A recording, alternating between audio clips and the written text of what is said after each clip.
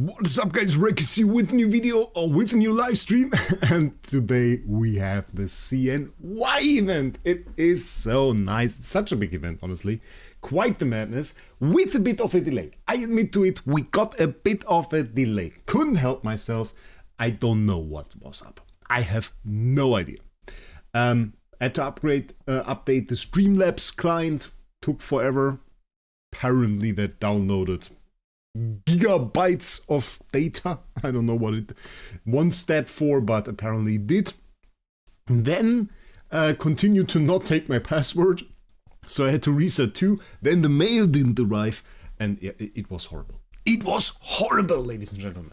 But now we are here, and we're not going to let us be dragged down by this. And I hope you guys can see me well now, how everything is fine. Do we have a bit of a live stream? I don't really have a preview. So maybe you guys in the chat can tell me whether or not you can see everything right. If everything is good, let me know that in the chat. So far, chat, a lot of people in here. I like to see that. Avad, Dark NPM, Ginaman, Raffen, Baku, Oshus Guy, Panda, Just a Guy, Baku, Shiz, Panda, Vampire Cat, Underworld Saint, Randy, all of the people are here. So I definitely like to see that. In the meantime, maybe we take the opportunity. To share this. So that should be good. That is very nice. And we already have a little bit of stuff to do. I have to reply to that for a second. Let's tag people. Oh, sadly can't answer that message right now. I got another message there on my server. That is impossible when we are live streaming. Of course, I can't answer to messages. That won't work. So there we go. I wanted to come live as quickly as possible so that you guys don't have to wait any longer. But nonetheless, I mean, we gotta do what we gotta do. Can't really get around that. Maybe we open the chat here on the another screen so that I can see what you guys are typing while we are waiting. Why stream so early? I'm still at work for another 5 hours because that is actually the time when I am done with work. When I am done with work, that is about right now. It's about 6 p.m. at the moment. I finished working a little bit earlier, which sounds weird because 6 p.m. is already, I mean, like, it's rather late. Got like an office job, so still rather late. The thing is though, I kind of have to work a little bit longer and at the moment. It's very, very stressful. Has taken a toll on YouTube, most definitely, I have to say it. Just because I don't really get to do all this stuff that I want to do. I would like to do a little bit more content. I would like to put a little bit more effort towards that, but it is tough. It is tough to say the least. But I think we still have a pretty good rate of videos. So I guess, well, overall it should be okay. So, Lagion says passt alles, which is German for everything alright. So, I will take that. That's good. That is very, very good. So we see everything. I don't know why I don't have a preview. But okay. And the good thing with YouTube streams is you know it's going to be available. So it's going to be available at all time. And you can watch it later if you want. And many people use that opportunity, which I think is great. Many people do use that opportunity and do use it to watch those streams later. I have some streams that have like, I'm starting at like 3,000 views and up to, I think, somewhere with like 10,000 views. We have some 10,000 views on some streams, I think. Let me check that. We can check that out. How are you guys viewing those streams? So let's see. What do we have right here? So last streams. Last stream has 3,200 views. So that's decent. What's the highest? We got 10,000 views on the 9th anniversary stream. That was a fun one. I remember that one. That was a fun one. I think that's like the best we have right here. 9,400 for Sacred Awakening. Sacred Awakening, very popular. Oh, biggest IH event, we have 10,000 views. Okay, that's pretty nice. That's pretty nice. So you guys are definitely watching those streams. And I think today will be no different because we have a wonderful stream coming up today. We first of all have to analyze, of course, the new Transcendence hero. Equipoise Arbiter Oscar, which, let's say Oscar, has a very fun skin, by the way. I don't know if you guys saw that. I made a little bit of fun of it because it was like Equipoise Arbiter Oscar and his skin Spring Festival Limited Allspice Crane's Arrival. So, yeah. We got a pretty long name there. The animation here, by the way, we have to watch that one time. It is rather fancy. They have like a whole movie here in that. Always the first subscriber. First subscriber always shows me that I forgot to mute my stuff, which then basically it's like a flashbang to me, but with sound. So that's the thing. Yeah. So we have to check out Oscar, and we have to kind of analyze him. And I want to really do some testing. So we are going to go towards that. It is a bit of a weird one. Not Oscar himself. We have to check out Oscar in some aspects to him. I'm not too sure yet about everything. I'm mostly talking about the event, because this event is a 2-week event, and those streams, they are sometimes kind of wacky. In my opinion, the best way if you're a whale to get into this event is to go for the relay, which if we can find it, if we can find the relay, because there's so much stuff. We have, of course, festival treasures. We'll check it out in a second. We have the treasures for Oscar. This one is really good. I already checked that out. Then we have the relay, and the best way I think is to go relay, because you get like all of the resources in here and you get a ton of those. And then we actually have locked parts of the event. Check this out. Those are locked parts of the event, and they will open, you can see it at the bottom, 150 hours, which is essentially next week. So this week, next week is same event essentially. So it's at least this one is going to be available. And I think the side events are going to switch. So like it's 318 hours. So that's more than a week. So those are going to stay. Are we going to get some other stuff here? Soul Awakening Gala. Ooh. Haven't seen this picture yet. Is that new? That we have like Soul Awakening Gala with this picture? Ah, I have the asset though that they used in the background. This one. This one. I have this asset. I actually found it in the code. I haven't seen this one yet. That's fancy. Soul Awakening Gala. It's a question, is it just Gala or is it Session? Because Soul Awakening Session is what really gives you the cores. Oh, interesting. Okay, the thing is, no, not this one. We do have some value in next week's event. And in fact, the value that we get next week in the event outperforms the value packages. So you can buy 3 packs next week, those 3 packs right here, and this will unlock extra rewards for you in this event. And this event right here will also give you Jolly Little Pony. And Jolly Little Pony is the currency for the Mysterious Sales event, which also got buffed. So we have to say that. This also got buffed. But the Jolly Little Pony that you get right here it's, how much was it? Is it 70? Something like this. I think it's 70 Jolly Little Pony. I'm not going to count it now. And this is in fact better than what you get from the value packages. So 190 USD in the second week of the event nearly outperforms 400 USD. I think it's like 10 more that you get from the 400 USD, but you spend more than twice as much if you go through value packages. So that's a madness. Yes, I asked Christ, quite busy. Good mate, just to work while watching the best YouTuber out. How about yourself? Nice. They're watching. Very good, mate. Oh, we're already breaking past the 100 viewers? Oh, that's insane. Are we nearly? Oh, we're nearly past the 100 viewers already. While I was just ranting, guys. While I was just ranting, we are already nearly there. Insane. I haven't come to terms with how I want to approach this event. I bought way too much of the Xsola coupons, actually, to do this event. And I mean, there is certain merit to either one completion that we want to go for. There is an 850 USD completion that we can do, which is the standard one that we did. This has again the 2 completions, but you can get more. I checked out the analysis from Nals, and what he did was he said, well, let me pull that up.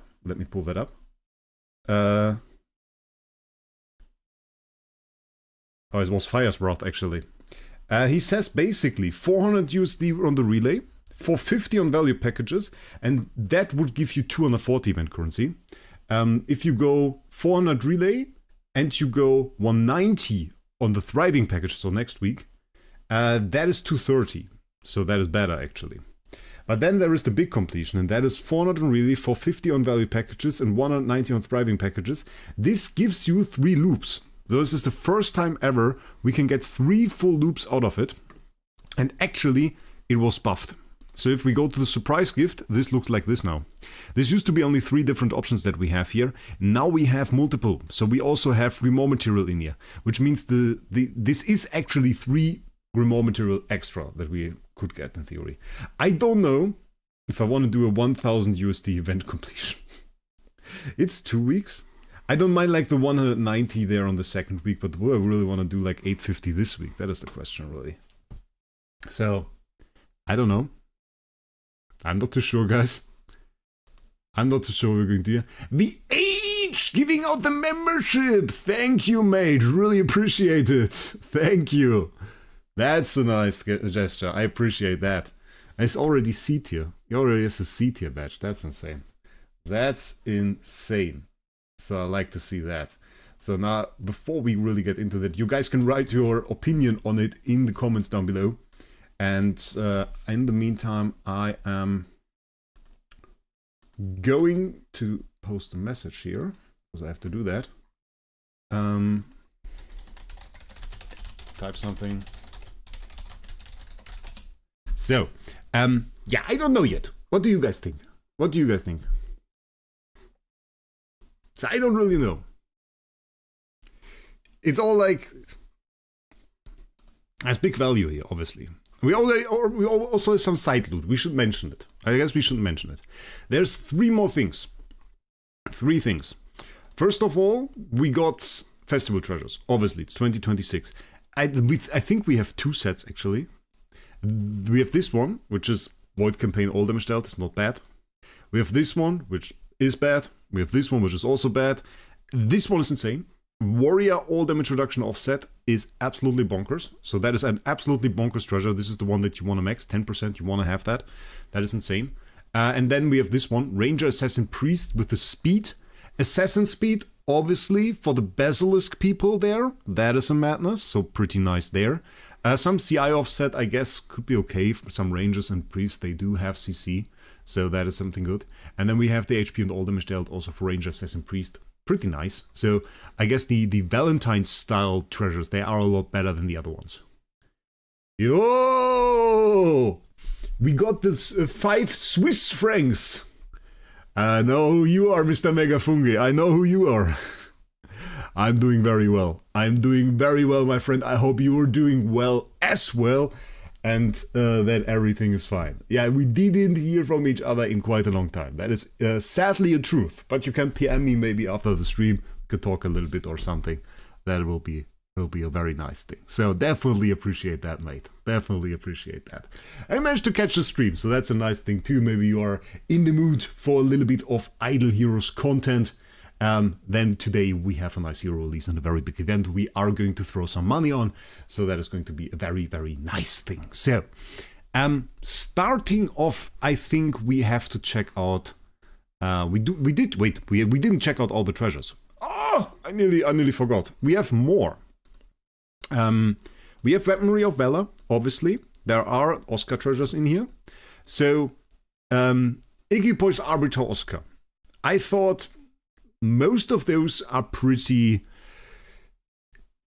It's good if you have them, I guess. But it's not like going to change the hero too much. It's not like it's going to change the hero too much.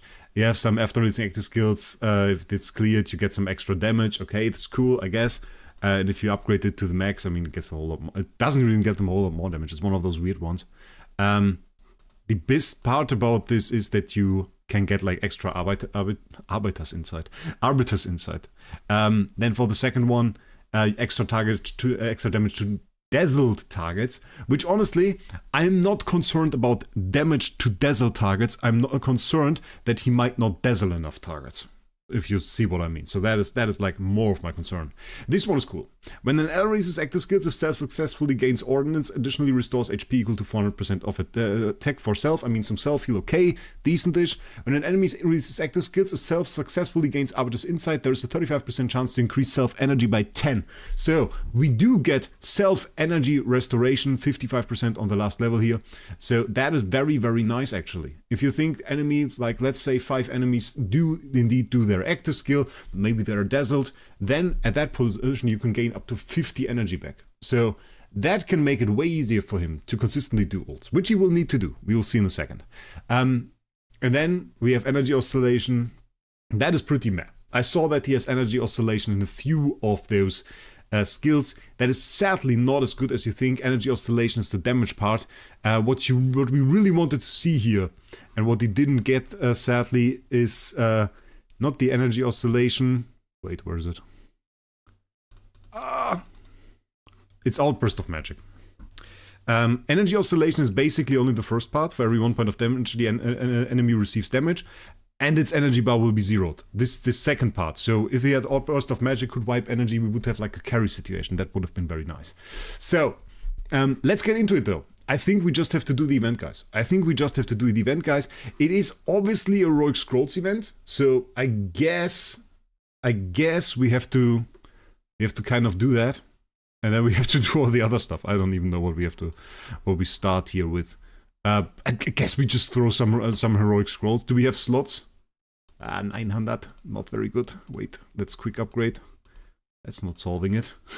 That's not solving us, guys. Okay, Alta, quick select 1, 2, 3 stars. Everything goes. That also didn't really do a whole lot. That did like crazy, not a whole lot. Wow, but I think we can solve this. We can actually do just Heroic Summon until we cap and then do it again because we had a lot of 4 stars. I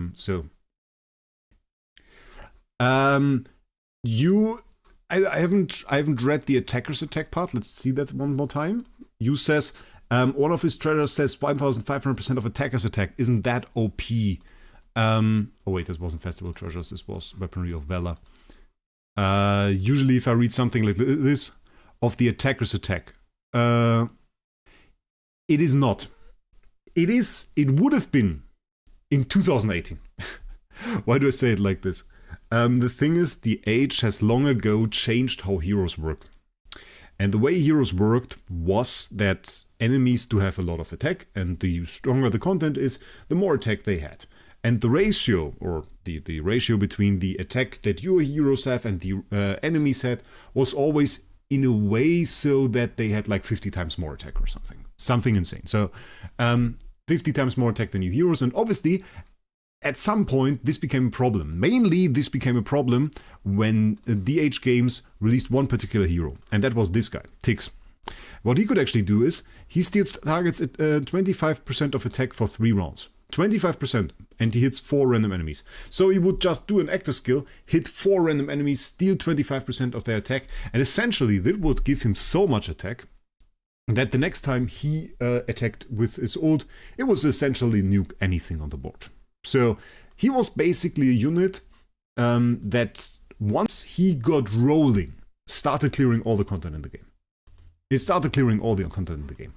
And I remember vividly, I was stuck in Tower of Oblivion. I was stuck, I don't know, somewhere here, I don't even know.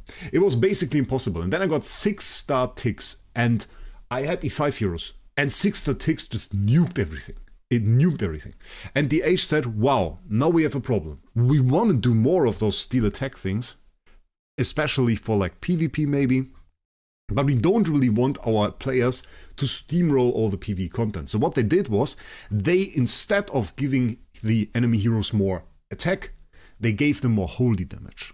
So now, the way this works is, enemy heroes now have like 5,000, 6,000, sometimes 10,000% holy damage, instead of having like super high attack.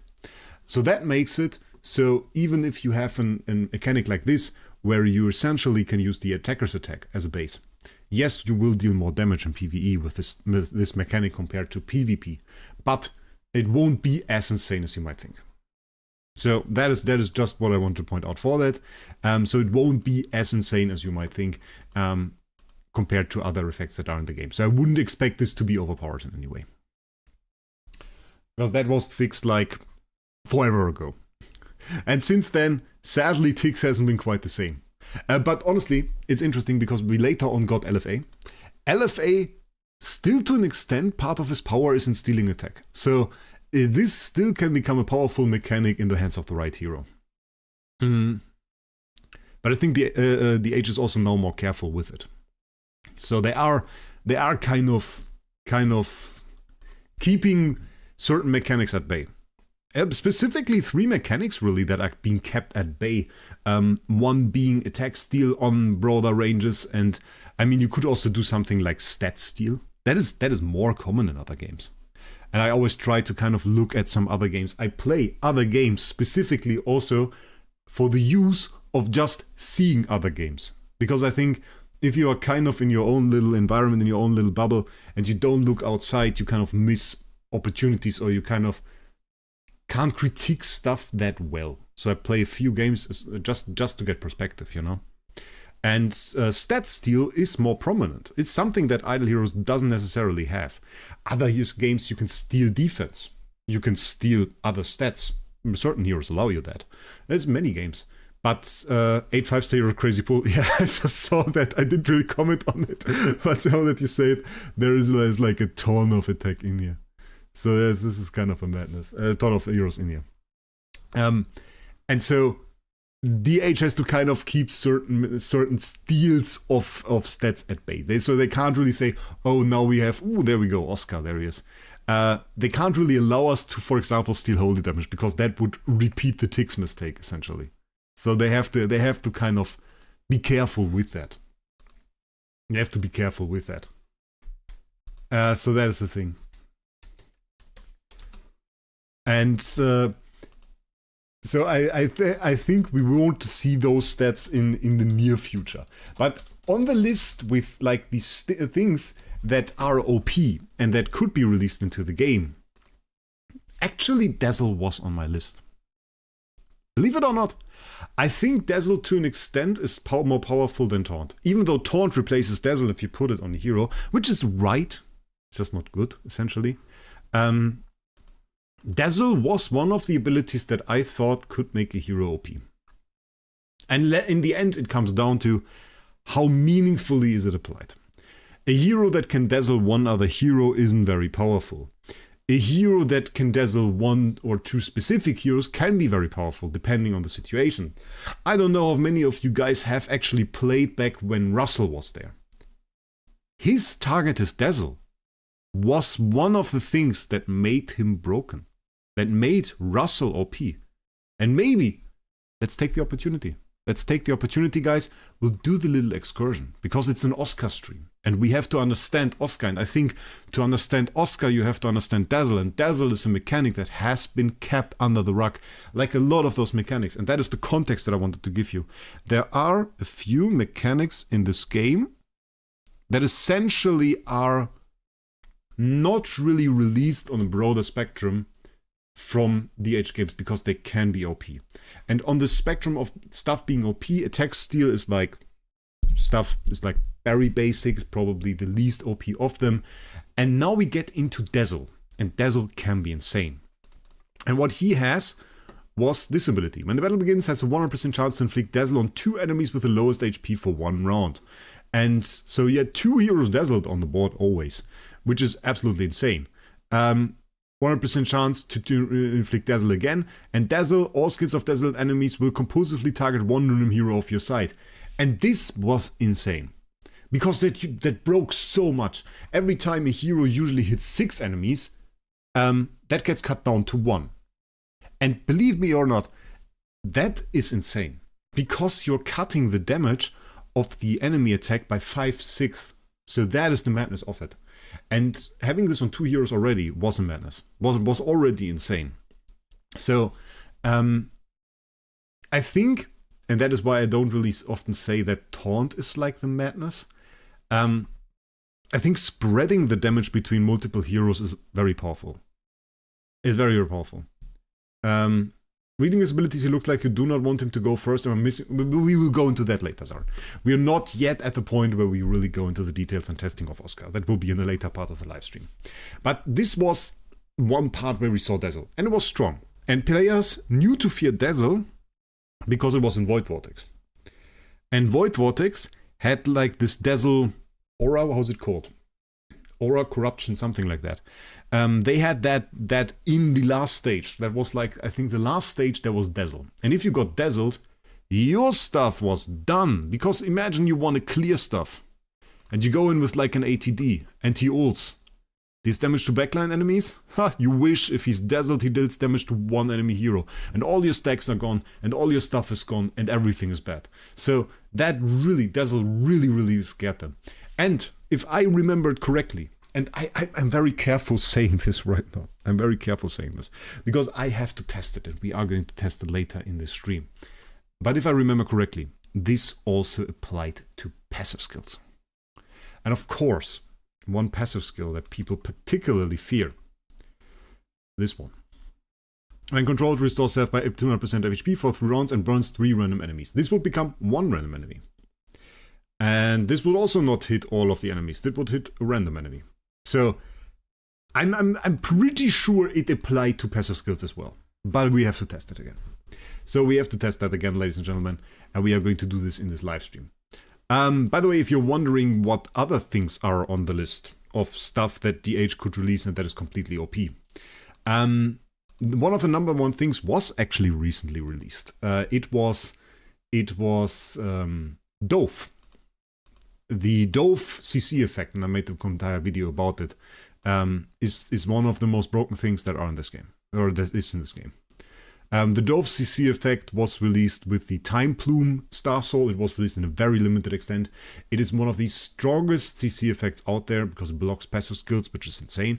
In general, stuff that blocks passive skills or redirects passive skills can be OP, and that is definitely one of those things. So, yeah, it is always an interesting thing to see those pop up from the vault of DH games. Those effects. The last time, by the way, we got Dazzle. We already got it on a Transcendence Hero. Dazzle can be inflicted by SDE. The problem with SDE was always she was particularly bad at it, and I never got why. Because if we just look at the stats, guys, let's look at the stats. So she has to ult. Okay, she ults, Everlasting Sun comes up. Everlasting Sun is a skill effect, and at the end of each round burns the target, dealing damage equal to 8% of the max HP for 6 rounds with a 30% chance to inflict Dazzle for 2 rounds. So that should be good. That should be a good thing. And it hits all the enemies, so in theory there is a 30% chance to inflict Dazzle on all the enemies. And she's a mage. Mages are great at inflicting CC. In fact, they are the best at inflicting CC. I think that this skill effect never profited, by the way, from any of the control precision or CI offset effects that you could put on her or that mages got in general. I think that was just the thing, because I retested this later, trying to inflict Dazzle on the enemies, and it still wasn't good. So I think now that we have more direct Dazzle from a hero, that should be more interesting. Would Dazzle stop King Barton taunts because he counterattacks through CC, if I'm not crazy? We have to test it. I don't want to throw out claims. Let's say, if Dazzle really works for passive skills, which I have to retest, I say that. You guys, if you have the hero, you can test it yourself already. Then yes, then his counter would only hit one of your heroes instead of all of them. So that is a big thing. Does control precision affect skill effects? I would believe it does not. At least not in this situation. I think they somehow butchered the coding of this. So I think if that thing profited from all of the CI offset and control precision buffs that a mage usually gets, this would inflict Dazzle way more often than it does. And it really doesn't. So yeah. Yeah, it depends which kind of CC you inflict on King Barton. If you go with the standard twine, he won't counterattack. But there are CCs that obviously if he's silenced, he will still counterattack. So there's kind of soft CC, hard CC. That was the difference that was made usually for that. Yeah, this is a very interesting topic. Dazzle, by the way, considered a soft CC. It doesn't block the counter, it just redirects it. It just would redirect it. If I'm right about what I said there. I have to be so careful with that. It kind of sucks. Because, by the way, the reason why I'm also a little bit insecure about this, because the last time I really consistently had Dazzle was with Russell. Because all my attempts with EOS failed. They failed because she just couldn't apply Dazzle properly. I wanted that at that time because I thought Dazzle is such a great CC. It's such a great CC. But that's like stuff to be applied. So that has me worried a little bit about Oscar too. Because I was looking at like his skills.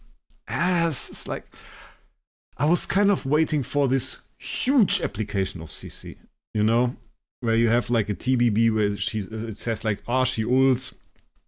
And you look at it and you understand the thought that the idea is have enough control position, have enough CI offset, and she will CC every single enemy on the battlefield.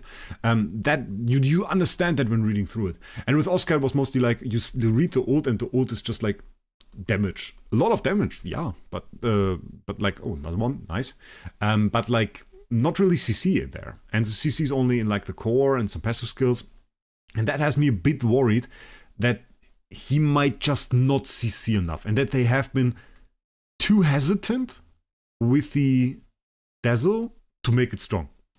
And I understand why they would be, because it is certainly up there. Dazzle inherently is strong. Oh, Madeline, nice. It is inherently strong. So no wonder they are worried about it. And they are worried about like giving mass application there, because it is also so frustrating to be dazzled. Your hero just hitting something and not really doing any good damage.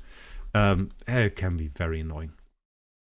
Taunt, by the way, was considered like an upgraded version of Dazzle for DH games. And they said, okay, I mean, what's the difference between Dazzle and Taunt? Well, Dazzle only makes your abilities hit one singular enemy.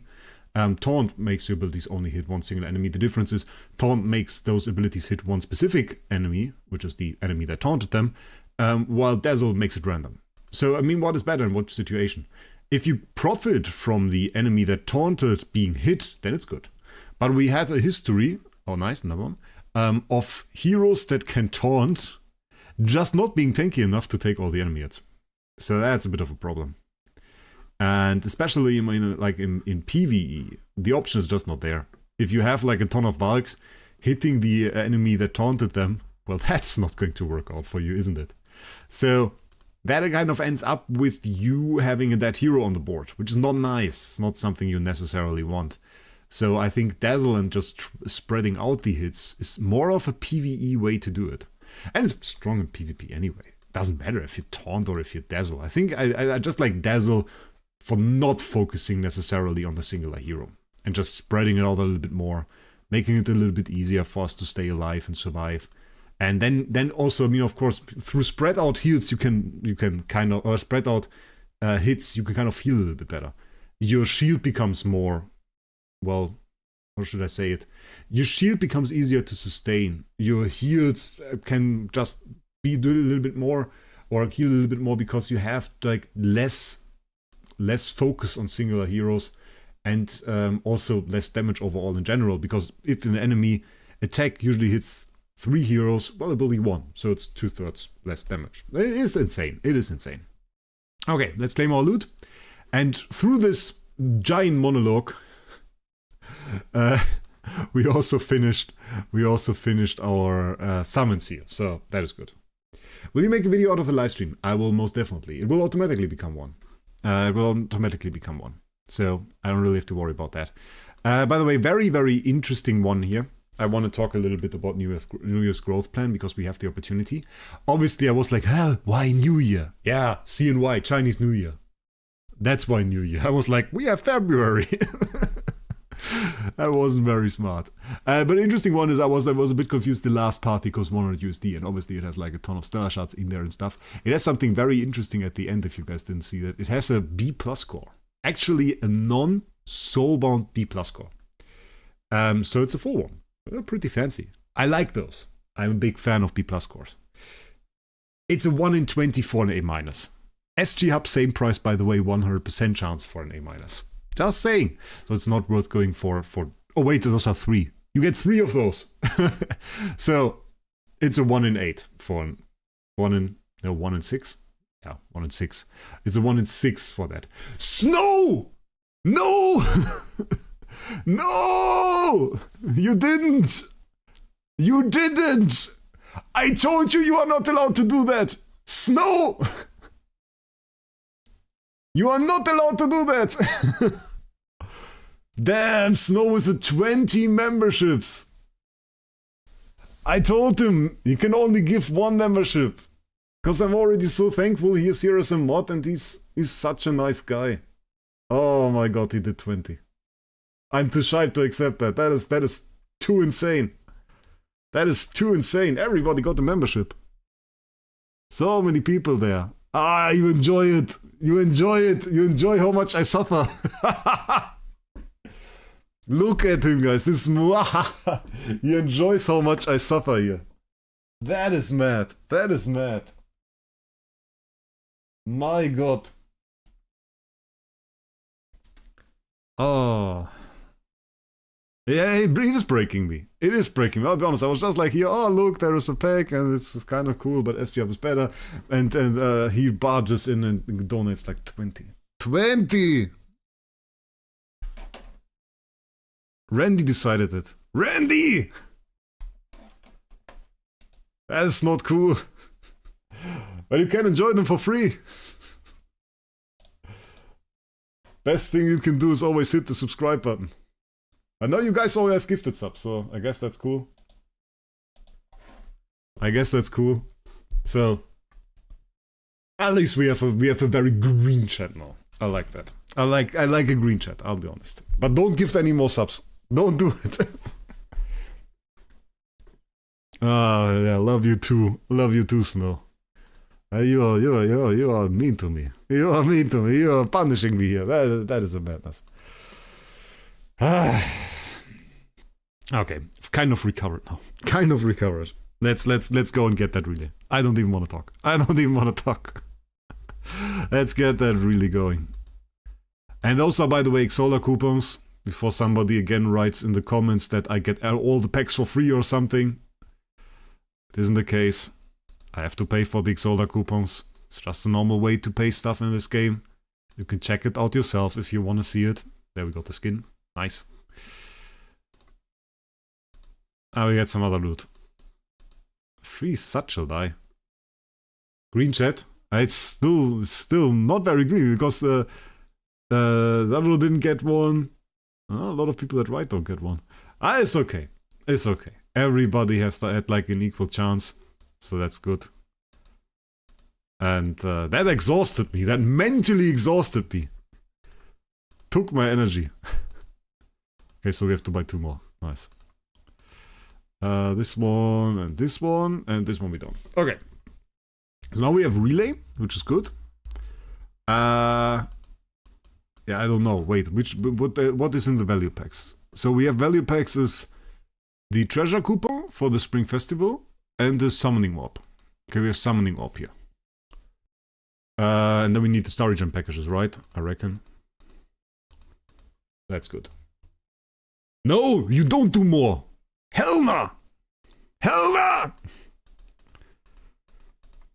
You don't do more. Snow with the threats. Yeah, Snow threatening me here. That is not nice. Somebody ban him. Oh my god. Yeah, members in general have green names. Members in general have green names. They always have the green name. And if you are a member for a longer time, you get like this awakening badge next to it. So if you have like D tier, that's the start. But for example, Anarchy is member for a longer time, he has like B tier. And on the main channel, we have some people that have like S tier or SSS tier. It's just a little bit of a problem because the people that have like the S tier badge on the main channel, they got it because of Aileros. And now we went to another channel and I can't transfer it. It really, really sucks. And I hate it, honestly. Because the problem is, if you do like a side channel, so if we have like 2 channels, we have the Wraec channel, we have the Wraec Gacha channel. They are both on the same email. And I can switch between them however I want. But YouTube considers them 2 completely different accounts. So YouTube says like, for example, my main channel of course is monetized. And when I made my new channel, it wasn't monetized. So I had to do like the entire stuff that you usually need to do to get it monetized. Getting like a certain amount of subscribers, watch time, etc. And YouTube just didn't let me instantly monetize it. Even though, I mean, like on my main channel, I got all this stuff already. And so it's completely separate. And I would really have liked to just take the memberships from like my main channel and put them on the second channel. So that everybody has like their time. And I also can't adjust it. I can't even go and say like, okay, I just boost the time that certain people have and just give them like a year of membership or something. So that doesn't work. Yeah, I don't know how much we are going to buy here. We can buy one. I think it was like 200 that now it's preferred. Let's try that first. I don't know how much we're going to get. So what else do we need to do? So this is like the main part of the event, so we do that last, I guess. Then we have this part. What is this? This is purchased with gems purchased with starry damage items. Gives treasure shards soaring winged steed and gives 90 summoning orbs. So we have to do that. What is it? Ooh, we got 3 more. I like that. Redstone is in there. Develop your tiny braves and consume challenge tickets to take on stages. The challenge follows a 1 vs 1 format where a tiny brave on the battlefield is defeated. Others will immediately take their place. Defeating all of the opponents the tiny braves is considered a victory. Each battle consumed challenge tickets grants a random reward. After you've consumed a total of 50 tickets, if the enemy is defeated, it's like with the full system. That's faction system. Why did they change the names though? Huh? This part? No, I wanted to do this. What is this? This has like 3 daily... Oh, wait, this is this one. Okay, people were asking me if I want to go for this one. I obviously would like to have it, but this is like, what is this, 10k spent or something? This is not probably a ridiculous amount. We'll likely, if we do the 850 completion, with the 850 completion, I got like somewhere here, 70. Ridiculous. Imagine that. And you get more of the loot. So that is insane. That is insane. And reading fast is not difficult. Understanding fast is.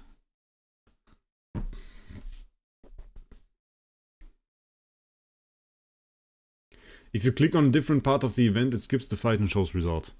We can purchase with gems, right? It doesn't matter. You can upgrade stuff. I had to select those. I selected those 3. I didn't know what I selected though. You need to summon tiny heroes first. So I need to summon. Okay, summon. Huh? Oh, so we need to do this. So basically this is the child of the tiny braves. What does this even grant me? So we need to summon them here. But this is the main part of the event. And this gives me this. So we have to do part of this, then we can go into this. And this one is last. And this one we can claim. This one is mysterious sales, okay. Is this one maxed? Points 2000 probably. I guess. This doesn't matter. We already have 495 tickets, it's nice. Yeah, it's 300. Oh wait, we need to do awakenings too. We need to do 30 awakenings. 30 Oscar awakenings. Let's start with 30 Oscar awakenings, guys. I want to do like... Can we do 30 Oscar awakenings? We can do like at least like 10 or something. Because we don't really have stuff. I just notice. I mean, we can make Oscars. Oh wait, let's do 10 Oscars. Let's do 10. Is 10 enough? Let's do 20. And if I need more Oscars, we will just make more. Then we just need to do 10 more with some random stuff. I guess we have something. Quick Awaken. Select all.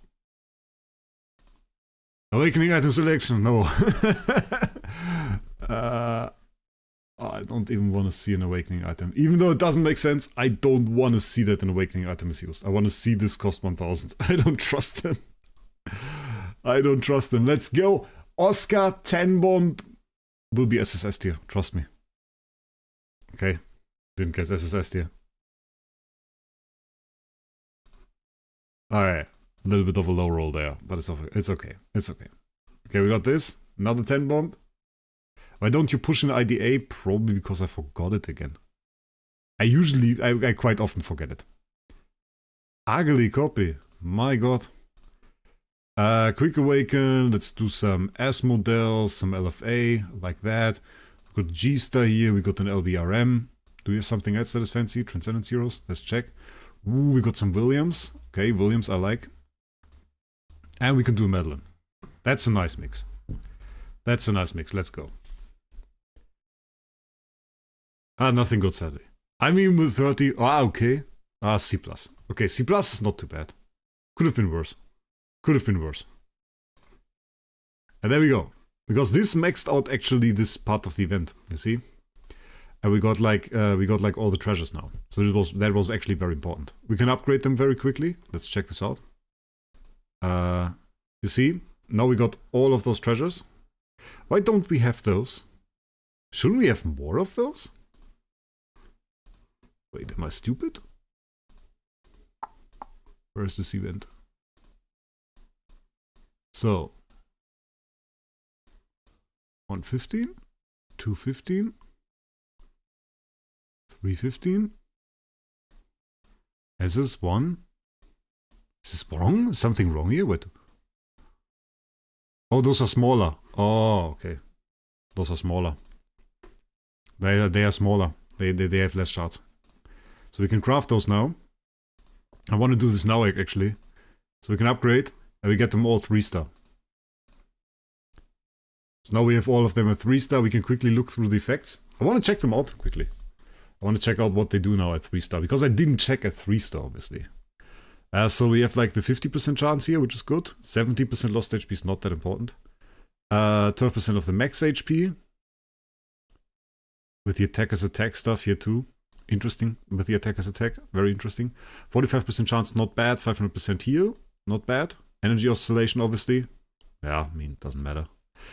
That would be interesting if that would just become the right one at the end. That would have been great.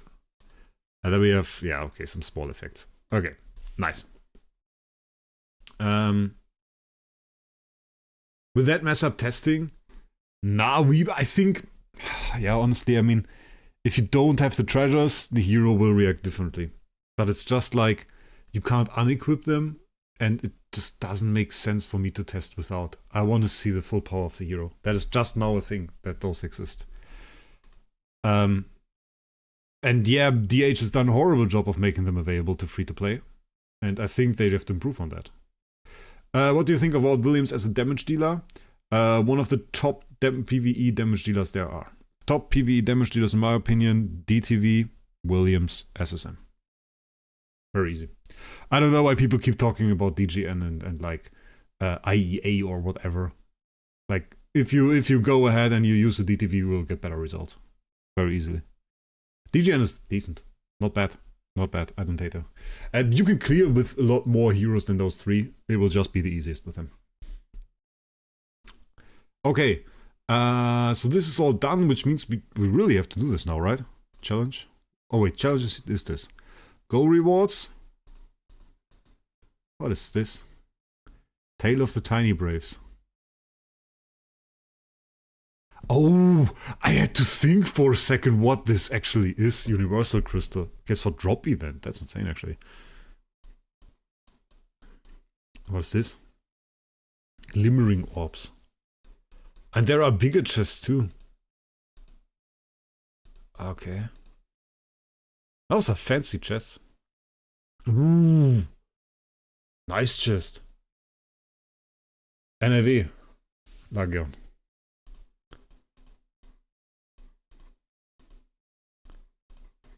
Okay.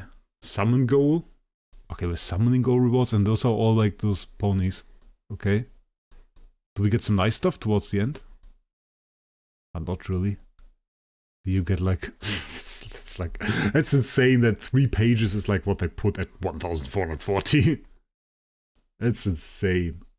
That's really insane. Okay, I guess we start. We just do 10 bomb, okay? I hope I don't have to do stuff. Okay, we got Tiny Brave, we got Queen. 3-star. 3-star Queen.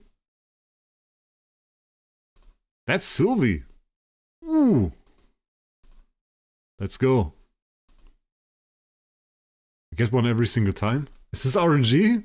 Do I just have to click? Guys, I don't get tinies anymore. Ah!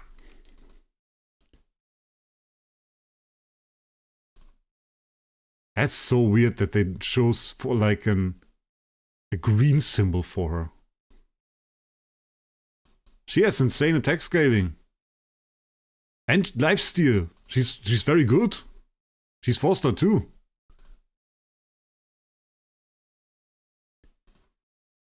That's insane. She's way better than the other two. Probably can clear all of the content just with her.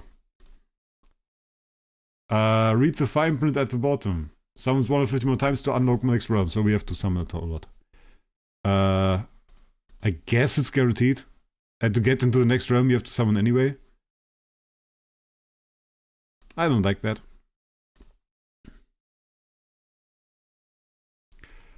Use the normal ones to get the special orbs, and use the special orbs to get the 6-star heroes. There are 6-star heroes, 4-star already, so insane. Did they make it so like free to play has like the worst heroes? So whatever I get here is like pretty bad. This is an OP ability. If you have an infinite amount of attempts, this could in theory one-shot anything. That's insane. That's insane. Okay, we have to summon 100 more times. But I knew this is okay. We can read chat. We can do some other stuff. It's alright. And I can drink a sip of coffee even because I don't have to hyper-focus on some minigame.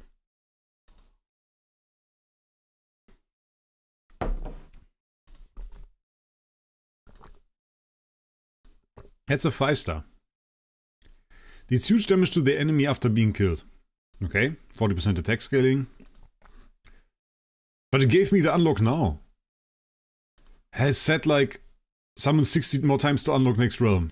And now it gave me just next realm.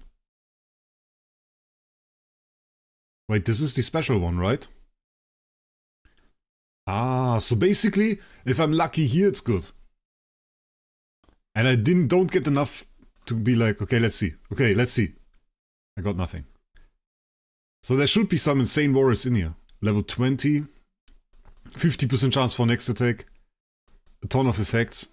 Go on. Come on! Okay, let's go! Tiny Brave Alikita 6-star Void Faction. I like to see that, ladies and gentlemen. That is going to be nice. Each attack has 50% chance to trigger an additional attack. Has a 50% chance to counter attack. Increase attack by 50%. And restores HP equal to 50% of the damage dealt. Okay, okay. Okay. I can work with that. We also got Treasure Shard, Lunar Lantern, Lotus Adornment, which is, by the way, this one I didn't show. Legacy Flame Series Damage Reduction Offset is the effect that you get from that, and that is one of those fancy ones, where you only have to get 5 to max it out. And we still have 10, so let me get the second one. Come on, second one. Ah, okay. Wait. Ah, so it wasn't wrong. It just was lying. It wasn't really lying. You have to basically pity timer out every area. Already got one there. You have to pity timer out every area. So I have to do 6 more anyway. It doesn't matter, because I can't go into that one yet. You have to summon an Aureate Realm 240 times, which is this one, so I have to do more summons. It doesn't matter. We just got all of them earlier. You stop with the numbers, Snow! You stop with the numbers! No more numbers for you! You are forbidden from engaging with any more numbers! No more numbers! No more numbers! He's asking for numbers again. Nobody say a number. Nobody say a number. Whoever says a number gets banned on all of my servers and can't go into next giveaway. I will tell you that once. You get banned on SG Hub too. Doesn't matter. No more numbers here.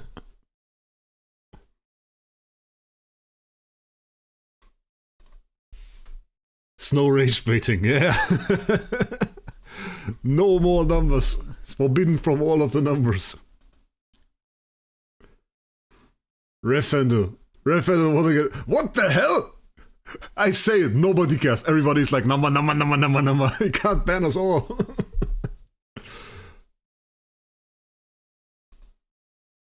And one guy I see is Idle Zeros, Will. I made a thumbnail for this guy. So, look how nice I was. I made a thumbnail for Will. He didn't even use it. He says he didn't want to plagiarize it. I made it with the AI. They're like, who cares? Just take it. Just take it. I like how they made chibi versions of everything for that. That's pretty nice. Timeout everyone. I can't timeout entire chat. He says he obeys Wraec. Good. Good. That's good. No. Nobody has spoken. You have heard nothing. You have heard nothing. Oh, we got that. Oh, that's cute. That's very cute. Honestly, if I had screenshots of those before, I would have put them on the thumbnail. Because like you can easily make PNGs out of those. Ooh. I will make PNGs out of those later. You didn't appreciate it, you didn't use it. You didn't appreciate it at all. That's so cute. I wonder if they drew them themselves or used AI for it. You can make that with AI. But I honestly think they have like an artist and really do it themselves. They seriously put work towards this. Honestly think they do. Am I stupid for thinking that? I couldn't differentiate it. Could differentiate it. There we go. We got another 40 orbs and we got Tiny Brave G-Star. Which is cool. Really does look cool. And we have to do 70 mod draws. So let's do those first. 100% AI. It does look a bit AI.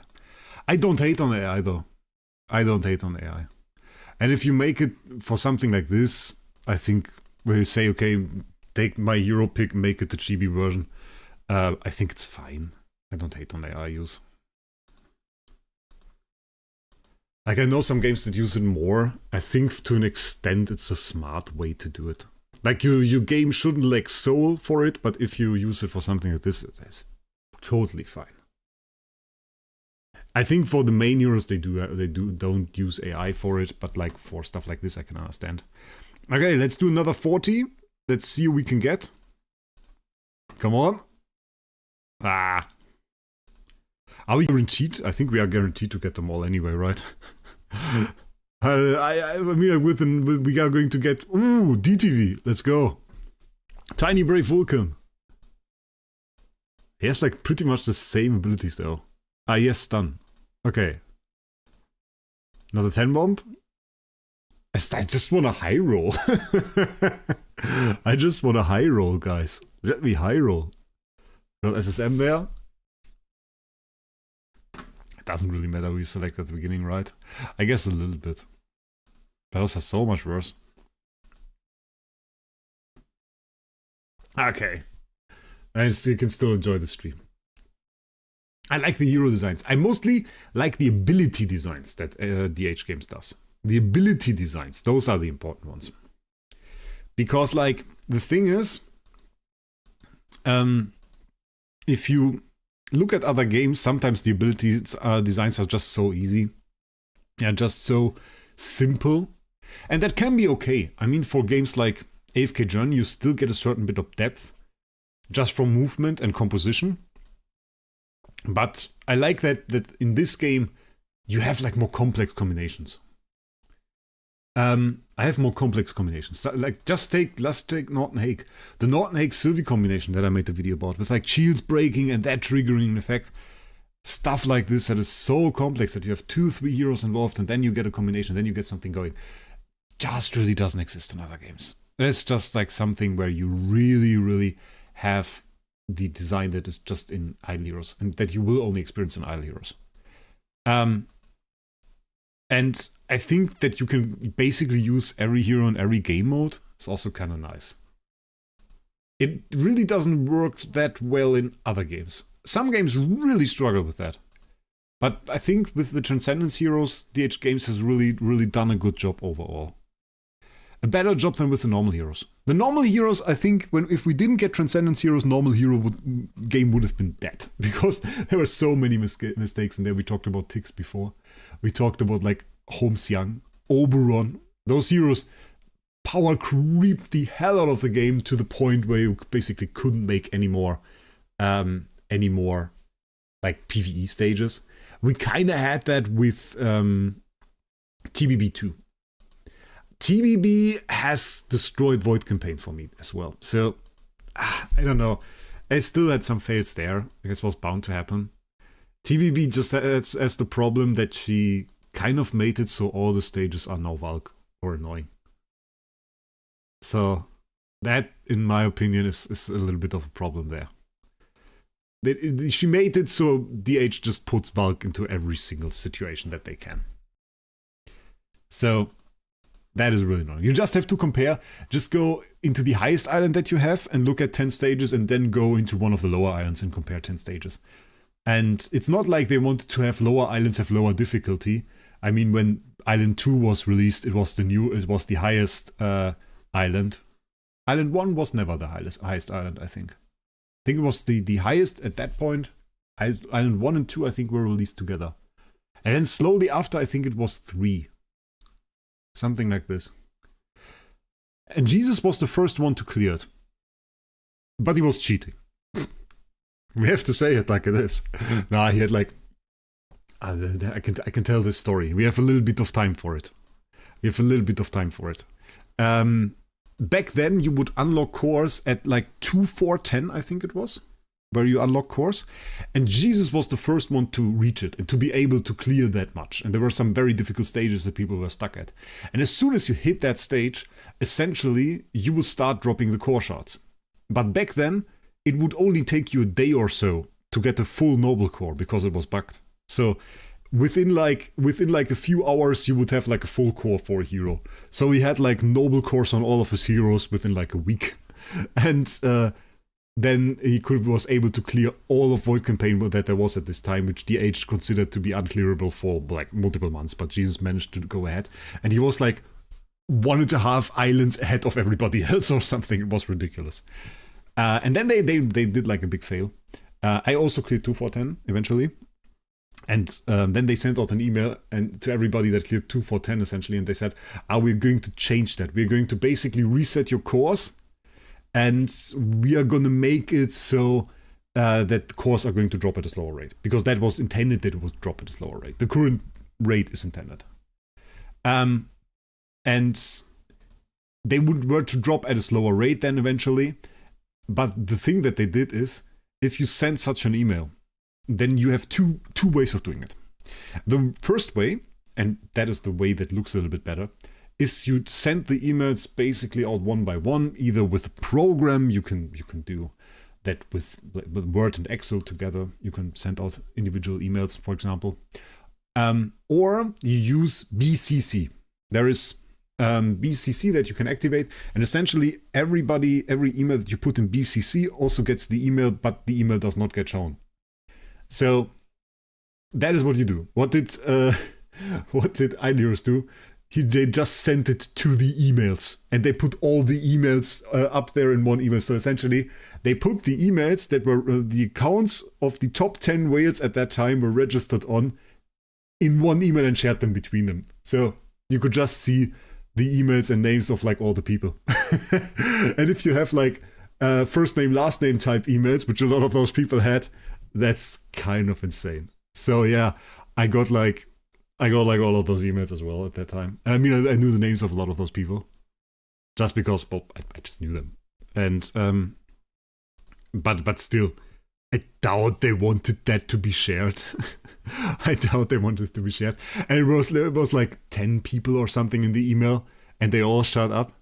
And the fancy thing was, it was very easy to identify me specifically, because all those guys had .com emails, and I had a .de email. I was the only one with the .de email. And I had a first name, last name email. So, yeah, DH doxed me. That time when DH doxed me. So, very fancy one. But yeah, like, absolutely insane mistake at that time. Oh, we got a Wukong. Wukong looks shitty. I have to say it. Looks very ugly, and I think they should have given the AI one more approach at it. The other ones look kind of good. I want to see DGN for a second. A little bit too big. So we're running out of our summoning orbs here. Guaranteed summon? Ooh, Xia, tiny brave Xia. Nice. Lawsuit. How many of them still play? Ooh, tough one. I mean, if we just check the Omega Project people, there is not a lot. It's just like No 7 and me. Norman quit. And back then, who was in there? Jesus, Torius, those people, you know? A lot of OP people. So I doubt many of those still play. I doubt many of those still play. Yeah, I'm not too sure. I'm not too sure. Okay. Use those. Let's go and collect our stuff. That should be guaranteed now. But I still want a high roll, because I can. I think the artworks that are actually in the walking animations are different ones, Idol. Zeros, Mr. Will. Yeah, we have every hero as a small version there. Ooh. Oh, that's cool. Putting Oscar in there is cool. I like that. Because that's just nice. Okay. What else did they put in there? I didn't... Oh, yeah, okay. Back to back, ladies and gentlemen. Back to back, we got the EOS here as well. Nice. Yeah, I mean, like, I have to use the rest of them, right? Kind of have to use the rest of them. Back to back to back. We got 3 in a row. That's insane. 4 in a row, can we do it? Ah, okay, no. We got 3 in a row. That's some madness. That is some madness.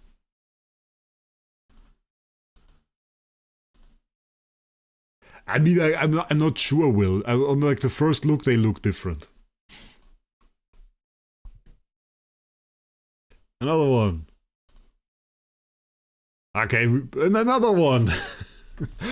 I mean, we do get the upgrade materials right now, so we definitely. Are those upgrade materials? I don't even know how this works. No need to use those. But I get like the other resource. Do I not need the other resource? Back. Okay, so we have all the stuff. Yeah, I need the other resource. Look, I can upgrade. So just upgrade? How much does this cost? How far can I upgrade? So I got level 20. Oh, level 20 is max. Is there combinations? Is it just like use the highest ones? So use like all of our level 6 heroes and just throw them in there? So what do you say, guys? Just like upgrade Oscar, upgrade DTV, upgrade IE? It's only level 20. It says level maxed. You need only 3 hero to upgrade? So I just go with Oscar or what? I don't think they are like mechanically that different, are they? Or do I need... And just DTV is enough. But I have the material to upgrade more. I can upgrade them all. We'll use IE too. But I can upgrade them all. Can I do a 4th one? I can do a 4th one too. Will be very easy. How many heroes can I use? Only 3? Do I need more? Can I use more? Oh look, I didn't even see that we had an Aspen. Ah, let's take Finn too. Look, I can do the upgrades, but there is no... You can't press this, so you have to click it every single time. And we take Madeline, because we have upgrades materials for that too. So we have a ton of stuff. We have a ton of stuff, guys. We have a ton of stuff. I think that is going to be enough. Endless mode. And we can upgrade more. We take Wukong. Wukong OP. I can reset though. There's a reset button for 50 gems. I can take it. If we can reset, it's okay. Okay. Let's do some stages. Oh, select the brave to fight. Oh, so, okay. Yeah, let's do with this. Let's see. Fight.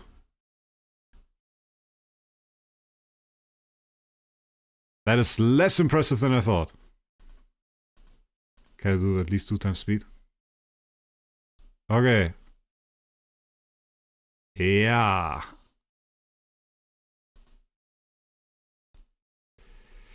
I don't know, guys. Is this a skip version for this? What is the stage bonus? On a lucky chest. Okay, change tab. It's just like this. So we can do this. Let's at least skip the first 20 or something. Because I really don't want to bother with this. Because we have to do this like 50 times. Oh, I should have a macro for that. The wrong client.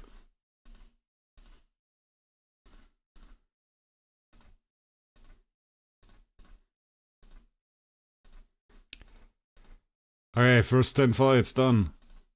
I mean, I wanted to see how it looks first. And if we have the last fights, we can watch the last 10 fights or something. I wish I had known this. Oh, Mr. Idle Zeros watched them all. I should have made a guide for you. I will make a video guide. Just for Mr. Idle Zeros. So that he knows how to clear this event. When should you start getting Star Souls? I have no idea about early game, mate. Like, I'll be honest. If you ask me and you wanted to hear the Veil method, then as early as possible. But to equip a Star Soul, you need like Nirvana heroes. So before you have that, there's no point in really getting any. Really no point in it. You can, if you're getting closer to Nirvana and if you have the unlock requirements for that, then you can like start looking into it and maybe get some from events. That's the thing. Most of the time you won't have the opportunity if you're not a spender. Are only going to be a few select events. I guess.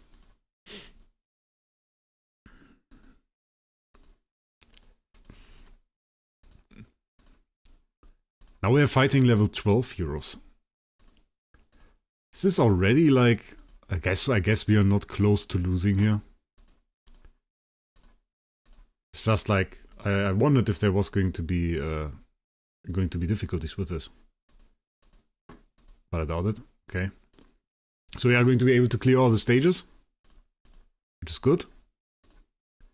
We're going to get a lot of those chests, but I mean they open immediately, right? Yeah, we get the essence sublimation there. Okay. Maybe we only watched the last 5 fights.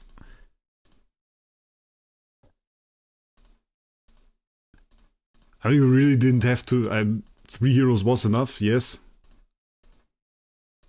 But I mean, just going with like DTV level 20, that's pointless. We can have higher heroes. Yeah, temple requirement is going to be the big problem. And if you are like unsure about like Destiny transition and everything, then I recommend you watch my guide. I have like full-on guide for Destiny transition. It's pretty good views actually. So check that out. Get yourself a ton of information on it. Okay.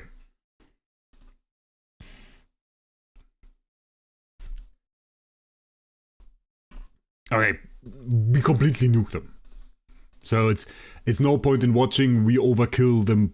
Essentially, one attack from Vulcan can clear them completely. So we are way stronger than we need to be. Now we can watch the last fight. So that's the last fight.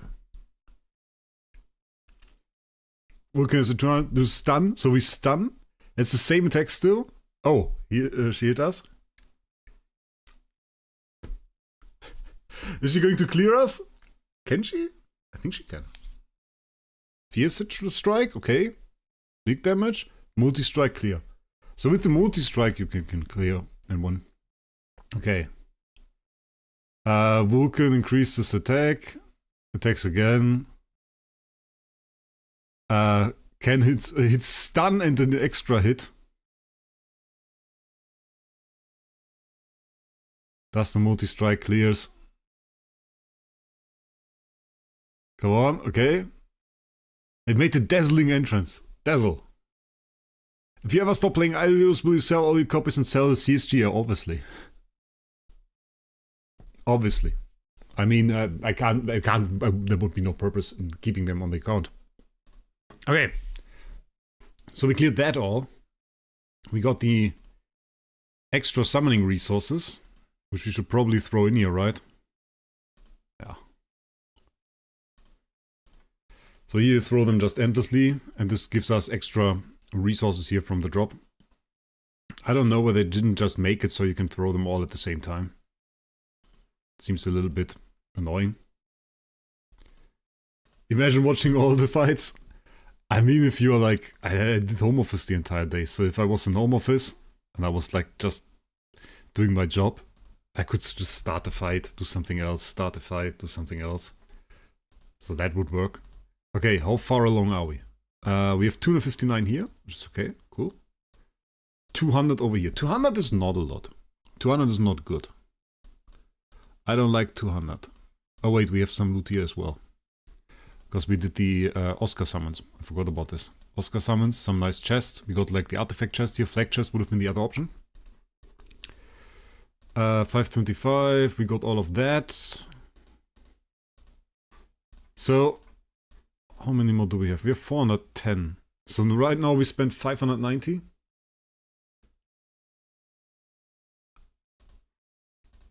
I don't know.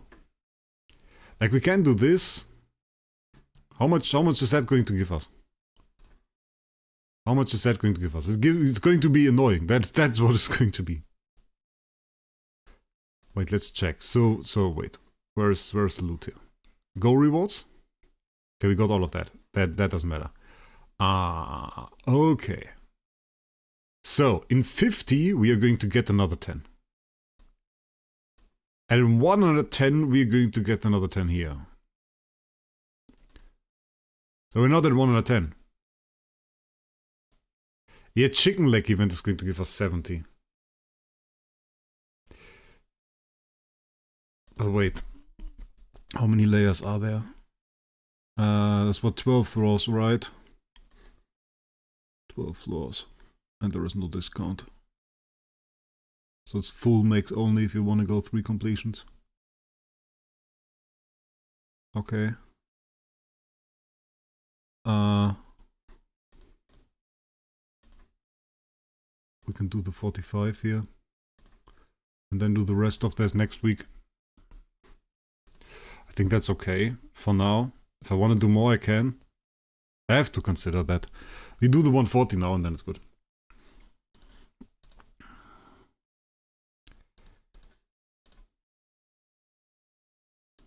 Which is not optimal. Because we're close to full max. The question is it worth it to not full max? We'll see. I don't know. Yeah, Chicken Leg event is going to be insane. Chicken Leg event next week is like a small event. But again, small events in this game, very, very good. Very, very big value. So we can definitely do that. By the way, I think this thumbnail looks better than the stuff that DH did. Even though I reckon we both used AI for the background. I think it looks a little bit better than what they did. Yeah. By the way, for the people that didn't know what Chicken Leg event is, that's the event that is next week. This is going to be a 2-part event. 1 part this week, 1 part next week. So, that's the way this works. Go rewards. Oh, wait. No, that's incorrect. This one. Yeah, so essentially we are 30 now before the other one, and we are 90 away from maxing. So it's 100 now to max. And then the question is, okay, is it worth it to max? How much are we? We are 220. 220 is just going to be bad. But I think the last completion is not really worth it. I overspent a little bit. Because what you need to do to get like the last completion, you have like, how much was it? I think, wait. Event analysis, so full max is 310 event currency. 310. And you need 240 to basically go through stage 2 and 3. So meaning you have to spend 70 on the first stage. Usually we spend 80. So to get to the last stage, you need to essentially skip 2 worthwhile rewards that we are usually getting. Meaning the third completion is bad. So yeah, that's the way it works. Void material, yeah, let's go for some Stellar. I always can use some Stellar. Wait, we can, this doesn't matter. Origin material core, obviously. How many cores do I need? Can somebody enlighten me? Can somebody enlighten me how many cores do I need? We're going to go far in the event, so we're going to have ample opportunity. I'm just saying. Give me that. Dazzle material. We need that. Sad that we skip Origin for that. Scared that we skip Origin again. I guess we have to. Honestly, red all. Origin core. So we have one full core. I don't even look at chat. Why do I look at chat? Oh, that's the wrong chat. Oh, the other one is all... Yeah, 8. I know 8. I know 8. The thing is, did we drop some before? Did we drop some before? So is there like a part of the event that says, oh, here you have one core? Oh, wait, yeah. This was also wrong. We want the Grimoire. And then we have like transition material, okay. This is like again, and then we have Star Soul Origin. We can do Star Soul. I don't even know what we need. You need to check yourself. You guys are useless. I mean, sometimes you can hope to get some from here, but it always like never happens. I think there's one in here, right? Yeah. How many of those chests did we get? Where are they? 26? It's 26, right? Yeah. So this is one full one. So we have a full core here. And we are about 20 shots away from another one. But we are just going to take that as one full core. And then we have selected... we have selected, okay, this is like discount, this is right. We have half a core. This is right. This is right. This is right. This is right. Full core. 1.5 core. This one. Transition material. And... So we have 2.5. So 5 chests. 5 chests, right? I have to count again. I'm stupid. 1, 2, 3. Yeah. Yep. The event gives me 2 full chests. 2 full chests. So this is 100 core shots. Snow! Stop it now! Mage! Can't do that. Damn. Snow with the 25 memberships here. Ah. If you ever start streaming, I'm going to give you a ton of memberships. Just going to say it right now. Oh, mad. That is so mad. Ah, you are phenomenal, man. You are phenomenal. You are madness. I can just say it like this. Okay. So enough with that. We're going to take the loot now.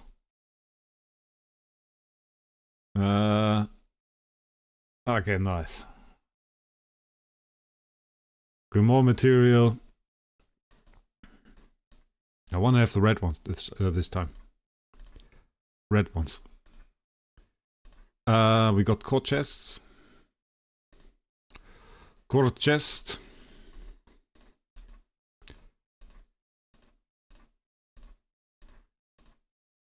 This has 5 core shots in it. So we got 27 already? Really?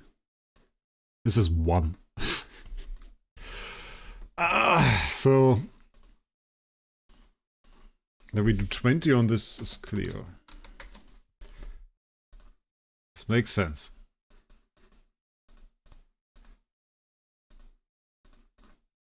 This is a full core. Now we have 2.5. I tried to ignore it now. What he did. We will need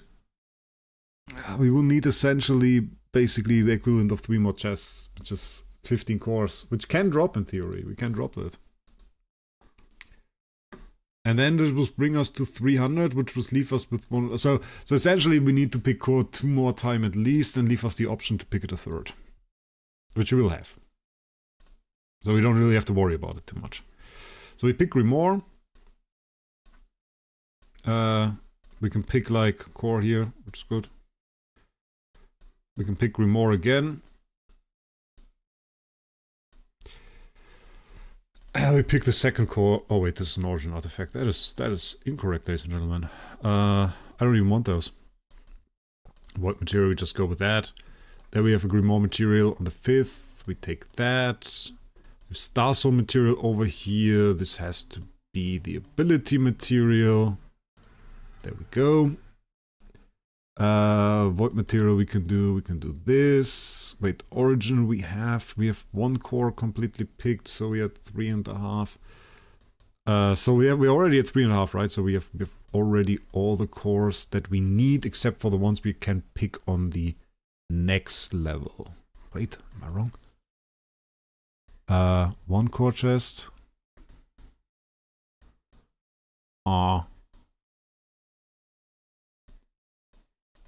2 core chest. Okay. We need to pick ability material here again. And then we can do void. This. Ooh, I need before we claim this, I need to check. Okay, we can check this right now. Okay, I've got 17 mil. I was a bit worried we don't have enough code. I was a bit worried about that, guys. Snow is really trying to give me a heart attack. He's doing mean stuff. He's doing mean stuff, guys. Mean stuff. So 1 and 2. We got that. Then we have void material, transition material, and artifact. And I think we have enough of that anyway, so it doesn't really matter. And then on the last one we chose Dazzle material. Now I wanna have like 1 time this. Okay. So that works out. Ooh, wait. Is second level? Is the second level or origin? Okay. Okay, then we can do that. Then we can do that. Grimoire is just going to go towards another redstone. And then we have to wait, because we have to do this. Yeah, I'm in full focus mode because I don't want to screw it up. I don't want to screw it up, guys. Because we now got 2 more cores right here. Which is going to go for that one. So this is going to be 100 shards. So now we have 350 shards. And now what we are going to do to 100% optimize, before we continue, we are now going to go into the other event, into this event. Because this event, aside from all the stuff that we have right here, it has a chance, usually, yeah, to drop you this chest. And this is a 5 core shard chest. If we drop 3 of those, we don't have to pick it from the event. And we can randomly drop that. So, that is an option. Other than that, I think Space Gem would be cool, and Fusion Stones. We want Infusion Stones, we want Space Gem, and we want 3 of those. So that's about it. And we can buy some, right? There's always like 50 in here. Let's go. Okay, let's see what we can get from this. This is a big event. I wouldn't expect too much in terms of cores from this. People always see like, oh, A plus S tier core. Those are 2,000, 3,000, 4,000, 5,000 spent, something like this. You really spend 5,000. You spend 5 times the event value. You spend more than any copy's worth. So it's stupid. Yeah, DH doesn't pay for that. So if DH gave me some money, I would show it to you guys, obviously. But or I would at least pay for the cost of this. But they never do that. Skip cutscene, please. Moderate fortune. Minor fortune. I don't even know. You didn't get a great fortune. Okay. What the hell? I don't even understand what's happening. Okay, so I mean like we get some stuff, I guess, here that is that. Okay, this event this time is weird. So we have to wait for the rewards to show us basically if we get like a core chest in there, then we are happy. We get Grimoire Essence, so that is nice. Okay. If anybody will go for the SS, I don't know. Like, I wouldn't recommend it to you guys. You know for yourself. If you go to SG Hub and you tell me 3,000 USD here that I want to spend and I want to get an S tier, I can make that happen for 3,000 USD. So that is no problem. That will work out. Because like if you go to SG Hub and how much do you get for 3,000 USD? I don't even know. Where's my calculator?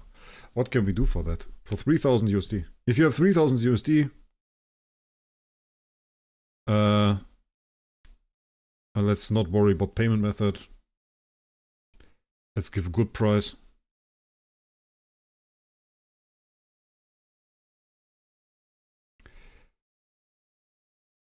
Really? That seems kind of like not a lot.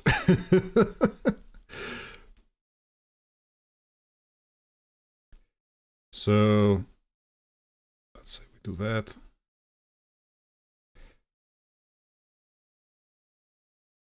You get like 600,000 starry gems. 600,000, guys. So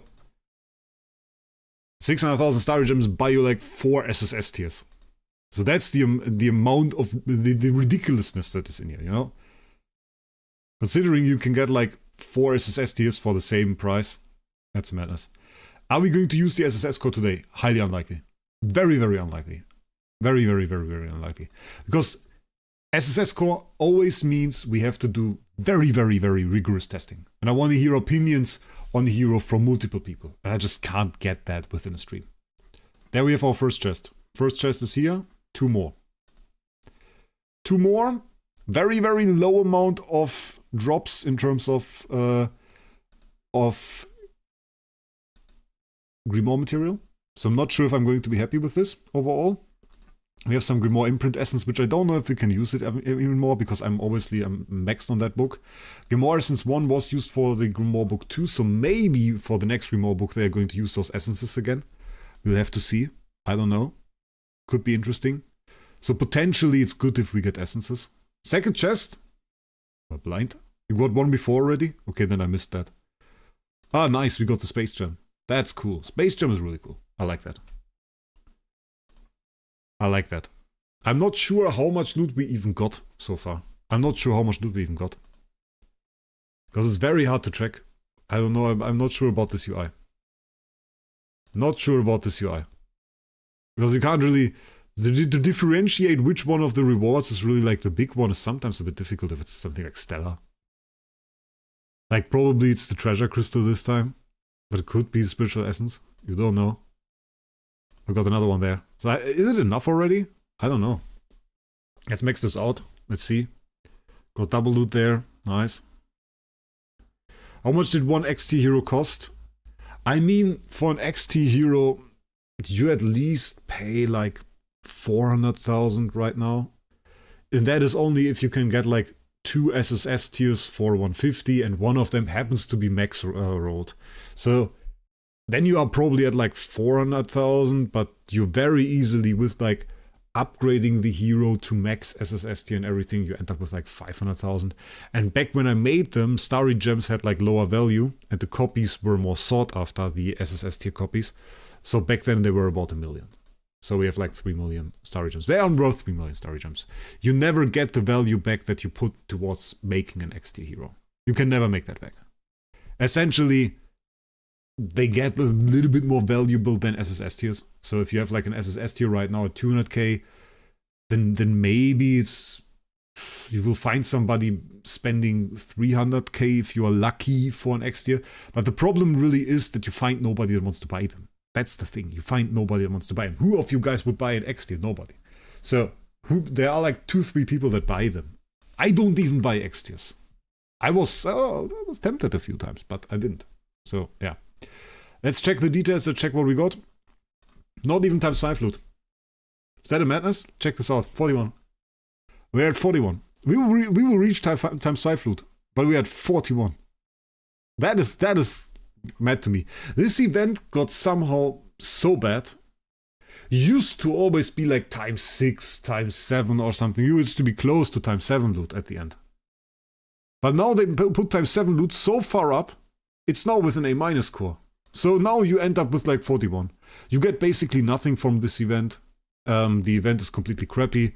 You don't even get a lot of the treasures. Look at that. I got 2 reward stages. I got 2 reward stages. 2. Let's check this out. I spent on this event 740 USD. 740 USD. We started with 1000 X solar coupons. I spent 740 USD and we are at 2 reward stages. 2. So like, what the hell is this? And it's just because they put those A- cores and cores in there. Because they want you to spend more. And imagine that. The first points that you get here, those are always the cheapest. Those points here are always the cheapest. So that's already cheap compared to the rest of the points. Because to get the rest of the points, you have to use the only other source that you have. And that is, every 200 VIP XP you will get 1 Oracle or Tortoise Shell. And then you have to spend. Look at where we are. 187. We have some more packs that we could go to. Yes, definitely.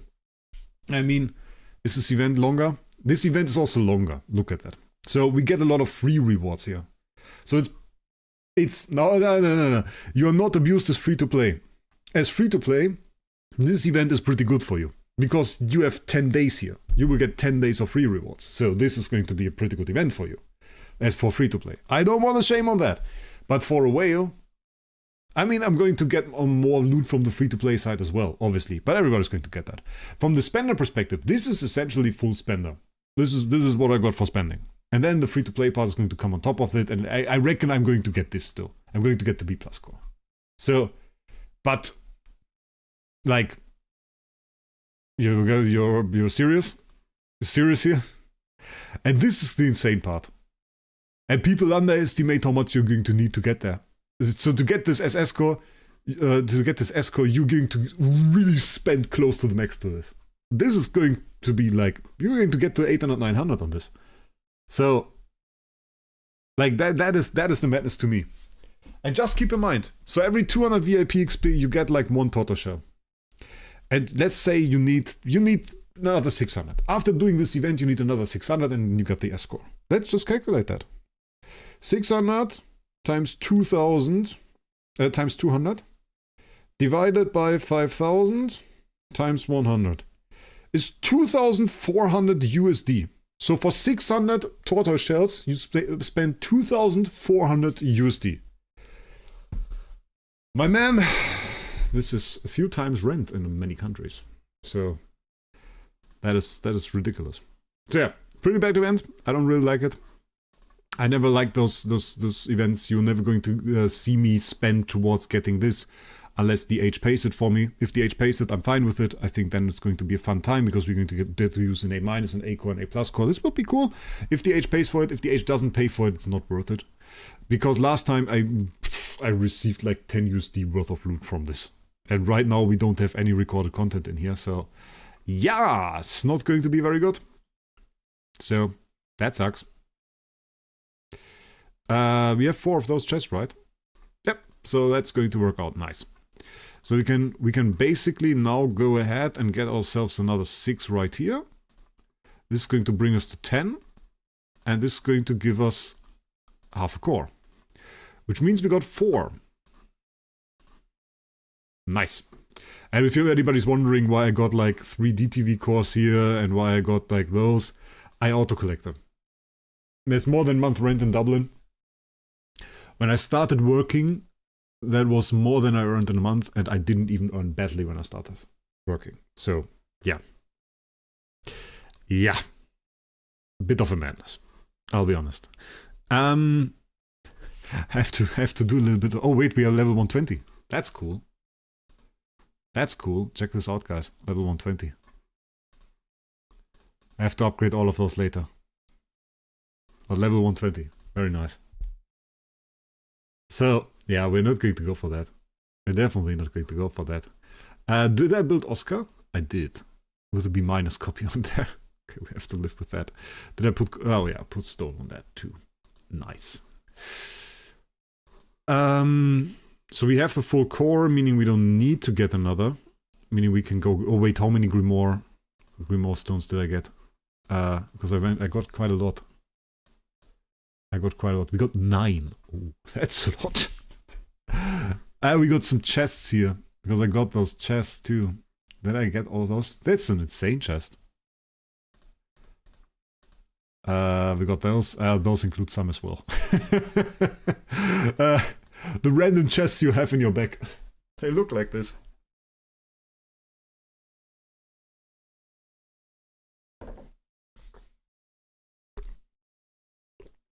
Hyrule B- stone. Did I even get the B? Do I have the B- stone? I got like, but the B- stones are bad.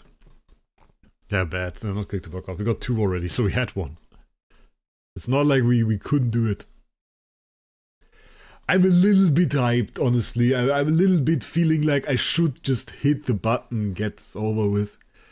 Do I use the enable stones now? Honestly, using enable stones now kind of sucks. I don't really want to do it. They are all going to go towards this guy. They are all going to go towards this guy. And we're going to bring him to level 15. Yes, yeah, this is going to be level 15 for him. I think the red stones are more important at the beginning.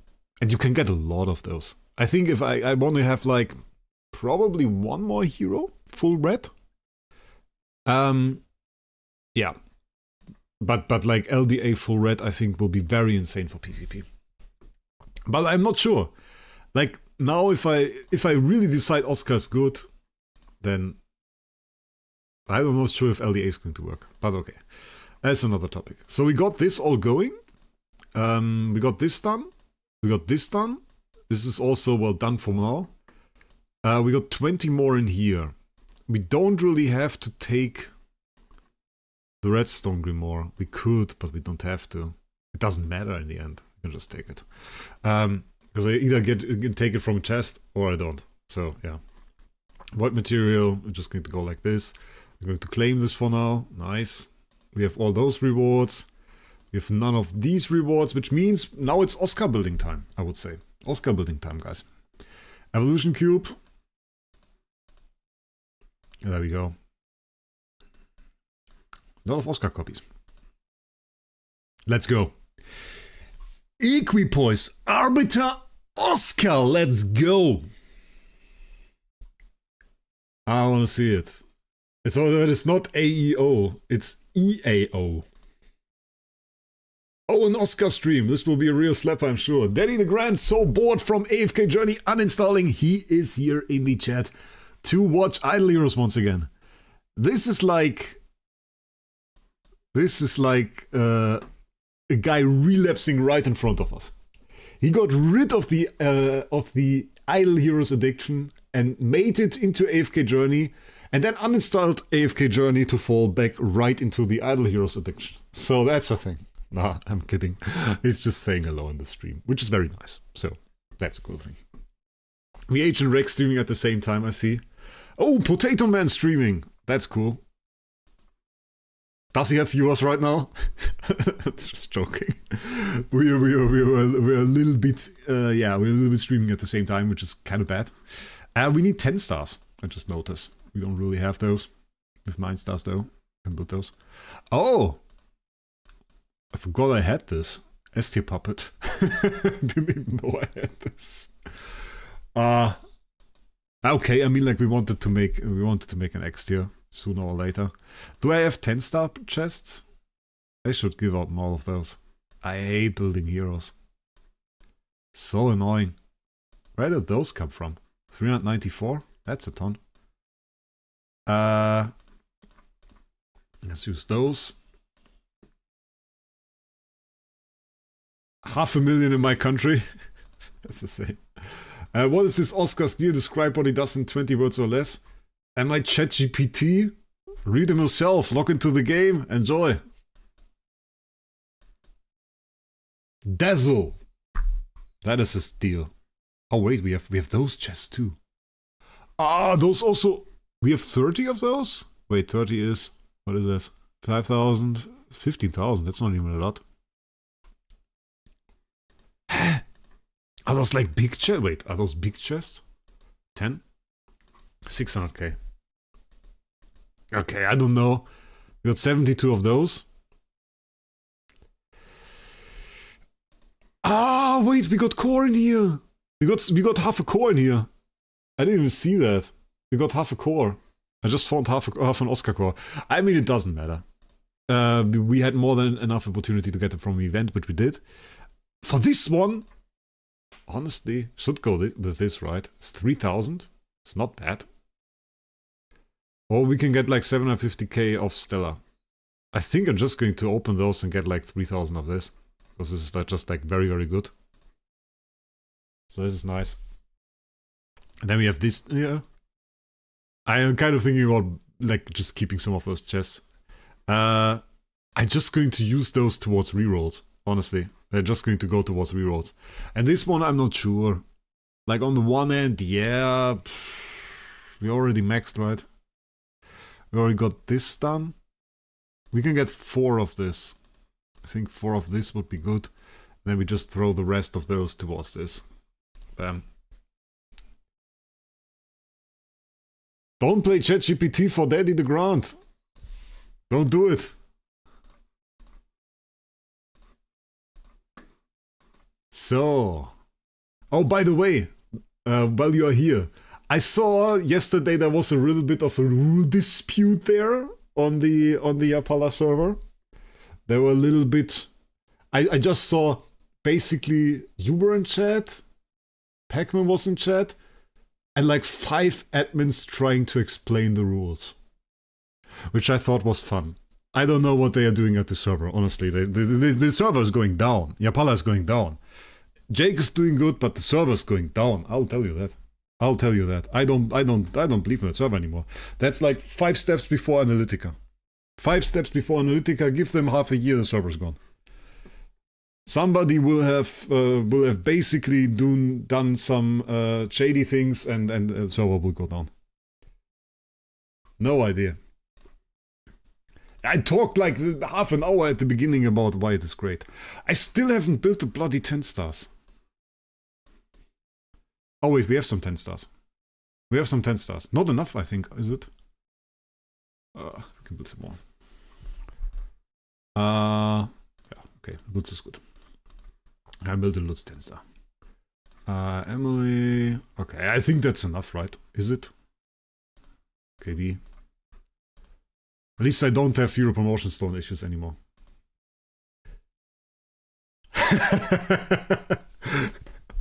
Oh, they will certainly be pissed. I don't know.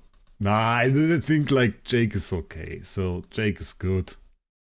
But like this one guy, I don't understand this thing. I have nothing against the dude, but he's intentionally trying to understand me incorrectly. And then he has like, he puts on his fedora hat and tries to explain the rules to the people. So I don't know. And then he doesn't really understand that I intentionally don't tell him my opinion about him on his own server, because I don't think you say such mean things about somebody in his own house. Whenever I call him a Muppet on my own server, then he takes it as like, he's such a baddie. I would call him Muppet on his own server, because he is a Muppet, objectively. So, what should I do it? He has a fedora hat on his head and sits all the time there, and it's like... yeah, I don't even know. He's the primordial Discord moderator. That is like really Discord moderator. I explain the rules to you. I explain the rules. Like, yeah, dude, your rules are wrong and you're just pushing them in a way that you just explain when the rules are whatever you want the rules to be. And of course your rules are perfect because you just explained them. They're just wrong. So this dude is just like a joke. I don't know. I don't know when he became a joke. He was nice before. So had to kind of say some mean things now. 230 people right here. I'm just dragging some person there through the mud. So I shouldn't do that. I should be nice. Yeah, it was Big and Journey for a little bit. Then we dragged it into the mud. And that is a fun story. He just returned to the server? Was he gone? I thought he just changed his name 27 times.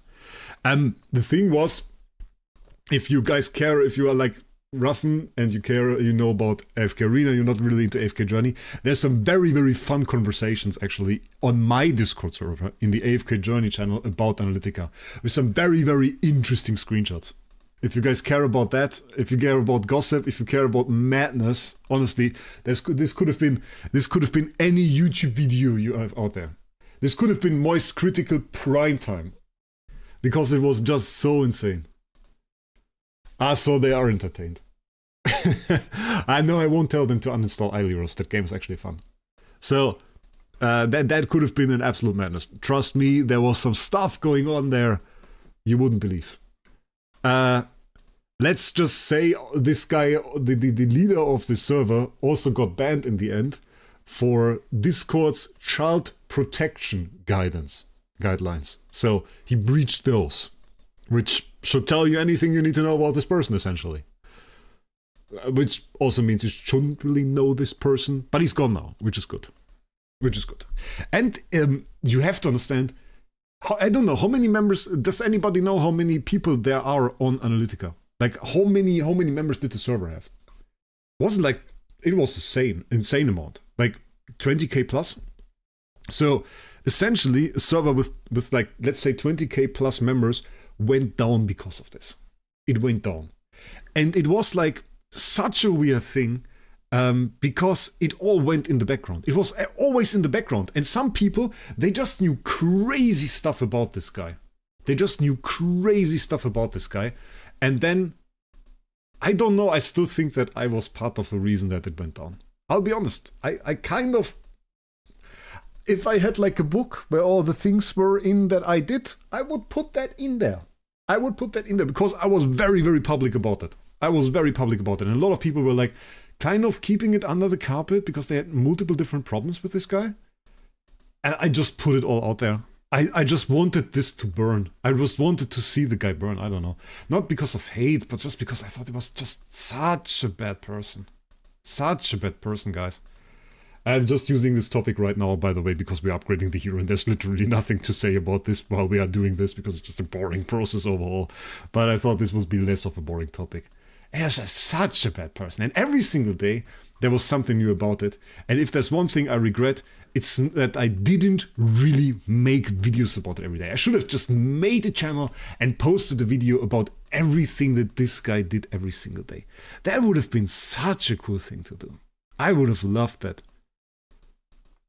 And this would have been a madness. I didn't do that. It is a shame. Well, we can't turn that back now. So that's the thing. The gossip is entertaining. Oh, there were some screenshots that were mad. Like I used to. I can tell one more story because this is also a fun one. Back then, so like for AFK Journey, what I do a whole lot is I have like an affiliate link, and there are such companies that are top-up companies, and essentially they give you the in-game currency a little bit cheaper. You can buy through all those sites, and you get in-game currency a bit cheaper. Those top-up companies, they have affiliate links, and if you buy something through that link, you get money. So obviously, a lot of content creators use that, including Discords partly. Yapala right now has a link, doing some giveaways, very nice stuff. I like that. I have a link there. I partner with the company LD Shop right now. But back then, it was all loot bar. And this company, Loot Bar, very nice company. Like, I have to say, very good in terms of like industry. They are very, very up there. They have the best technology, usually. And most sites, they have to do a little bit of a catch-up game. So they are pretty good at just like what they do, essentially, we can say. And he had like a link, I had a link, a few other people had links, and then suddenly he got banned. And the reason he got banned was crazy. He got banned because he registered a URL to mimic the Yapala server URL and put his own affiliate link behind that and promoted it. So he was essentially trying to skim off the people that try to support this Yapala server, which is another server. So that was a madness. The guy I'm talking about, he's called, or was called, he's gone now, In Season he was called. And he was like a big guy in the AFK Journey area, in the AFK Arena area too. And this entire server, as I said, it went down. It went down. So that was like this guy. Just wanted to. So he was like a main figure there. And it's just like, because it was such a big server, people never saw that coming. And there wasn't like only one story. There was like 20 more stories like this, I could tell. And they got more crazy after all. He called me rubbish one time. He called me rubbish. I'm trash. And then he was like, you are like the trash in my apartment. And started filming around his apartment and sent me a video of all the trash that was lying in his corners. Like, what the hell? Imagine that. I have the video still. I posted that on the Discord server. He just showed all the trash and I was like, you are like that trash. I mean, like, dude, that trash is in your apartment. Clean it up. What's wrong with you? Oh, that was so insane. I was like 1,000 things. Oh, so crazy. I loved it. I honestly, I had like a lot of fun during that time. I'll be honest. It was not like it kind of was difficult for me and anything. I mean, he did insult me back there, but I had like so much fun. It was the best. It was the best because the guy was also so stupid. So it was like really good. Revenge arc? No, I'm way beyond. I'm done with revenge, guys. So he did that to himself. I didn't do anything. I just sat there. I let the guy do. I just posted what he did. It was not like, sometimes it wasn't even like a secret thing or anything. Sometimes this was just what the dude posted on Twitter. He tagged Elon Musk one time to just talk to him and tell him how bad the people on the other Discord server Yaphala were. He tagged bloody Elon Musk. So, like, dude was obviously crazy. What should I say? I do have so many materials for this X stuff. That's insane. Oh, yeah. I mean, I just upgrade the guy. I can't tell you how much potential he has. I'm just upgrading him. I can't tell you. How would I know? I need mage gear. Do we have mage gear? Yeah, it's just like, and then we had like this group, which was like also pretty funny. We had this group where essentially everybody would just like post stuff in there. And every time a post in that arrived in that group, I was like so happy. Because it was always something stupid. And it was always funny. So it always put a smile on my face. Yeah, he just at Elon Musk. And Elon Musk didn't reply. I don't know if you guys saw that coming. But Elon Musk actually didn't reply. He didn't saw that coming. I think he really did think that Elon Musk was going to reply to him. But dude was busy trying to get an invitation to a certain island, I heard. So, yeah. And didn't have any time. What should I say? Let's disassemble that. We really don't have... We have a ton of gear. Bloody hell. Let's disassemble like 40. Can have another 40 here. Let's say that. It's always such a long process to upgrade the hero completely. With all those power mechanics. I have to know for everything what you do here. Okay, once we have the gear, we have to reroll the gear then. We have to upgrade this. Wait, upgrade resonance suit, resonance enhancement, resonance 2, and of course we have to click them all one by one. Yeah, so... I've never played Journey, but he harassed any girls when we got new members in the guild and AFK Arena. Did the same in Journey? Yeah. Yeah, most definitely. One specifically, quite a lot. I don't know. I think it wasn't really about that.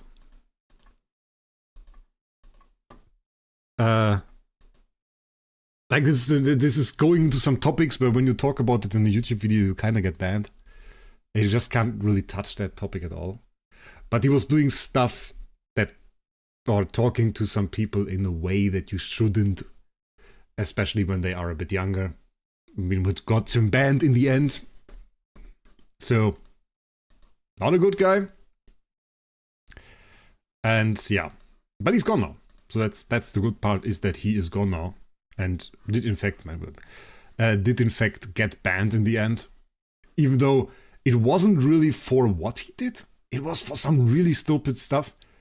Because you are not allowed actually to make jokes about those topics on Discord. And I think he made the joke. It wasn't even, like the dude was straight up, yeah, one of those guys. But, oh bloody hell, no, I misclicked. Oh, I'm so stupid. Oh no. No, you guys distracted me. No, you guys cost me 2,000 gems. Oh, bloody hell. But you were banned in the end for making a joke. And you got the right guy, but for the wrong reason. They should have caught the other stuff that he did. He was doing the Minecraft YouTuber thing. Is that a Minecraft YouTuber thing? I don't know.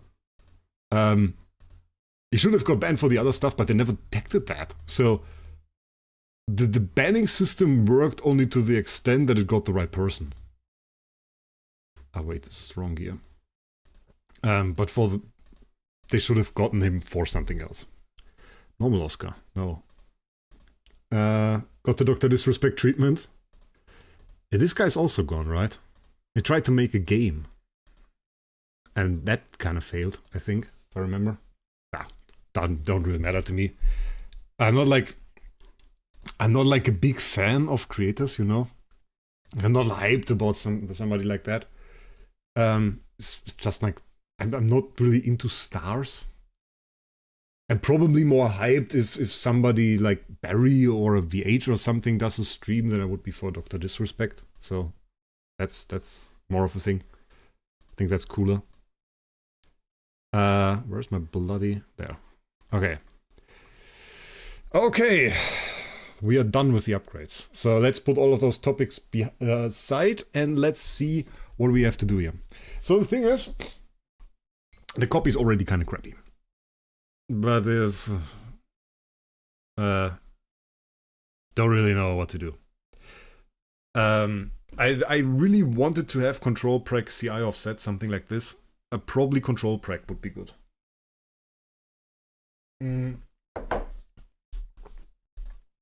But we didn't really get that, so we have to live without. Then we do have the attack. So let's check out the abilities one by one. Or do we go with vibe testing?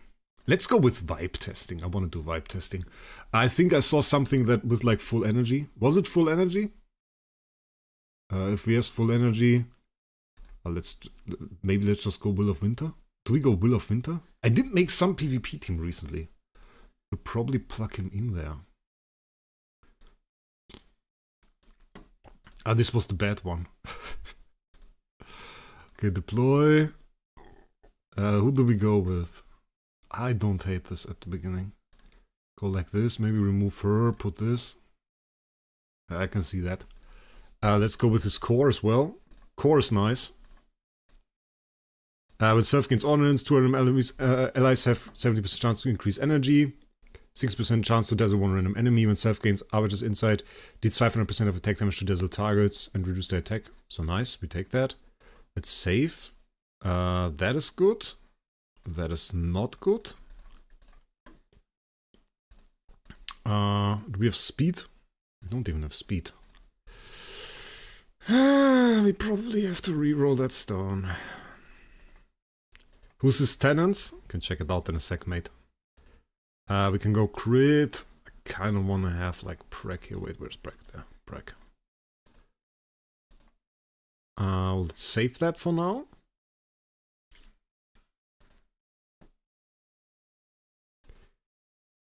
And... oh yeah, tenants. Let's collect that. Tenants. Oscar, Basilisk, okay. Fancy. And we got Norton Hake. Huh? That's the Transcendence... wait. Oh no, that's the Transcendence version, isn't it? Huh? Am I dumb now? No, wait, this is not the Transcendence version. Oh! Why does this version look so Transcendency? I'm dumb now. But it wasn't the Transcendence version. Let's put them in there. We can do LBIM. We can do normal. Not Nake. We have nothing in this slot right now. Where is my not Nake? There. Okay, we'll just swap that. I don't have Star Sword on the right heroes.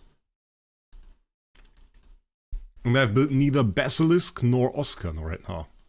But we can do a quick Oscar. Let's just build a quick Oscar. Well, that's me. Quick Oscar should be no problem, actually. I think I have the 6 stars already. I don't. Why do I not have 6 stars? I was pretty sure I built like a bunch. Oh, I also built like a Michelle. Don't ask why. We don't want to talk about that topic. Let's do like, I don't know, 20 of those. Should probably be enough. We can build some 6 stars. So like 1, 2. We need the 3rd. 3. And then we need to do this. And this is going to be like, what's the highest tier here? It's a D tier. And then we have, let's take the Unawakened. Do I have to use Oscar's material if I do that? That sucks. So how many do we need? It's like 2, that is 8. 8. And a 9 star, which I don't know if we have. We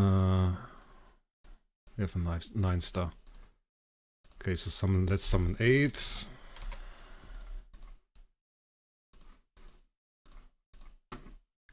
Yeah, Tenant doesn't need to be good.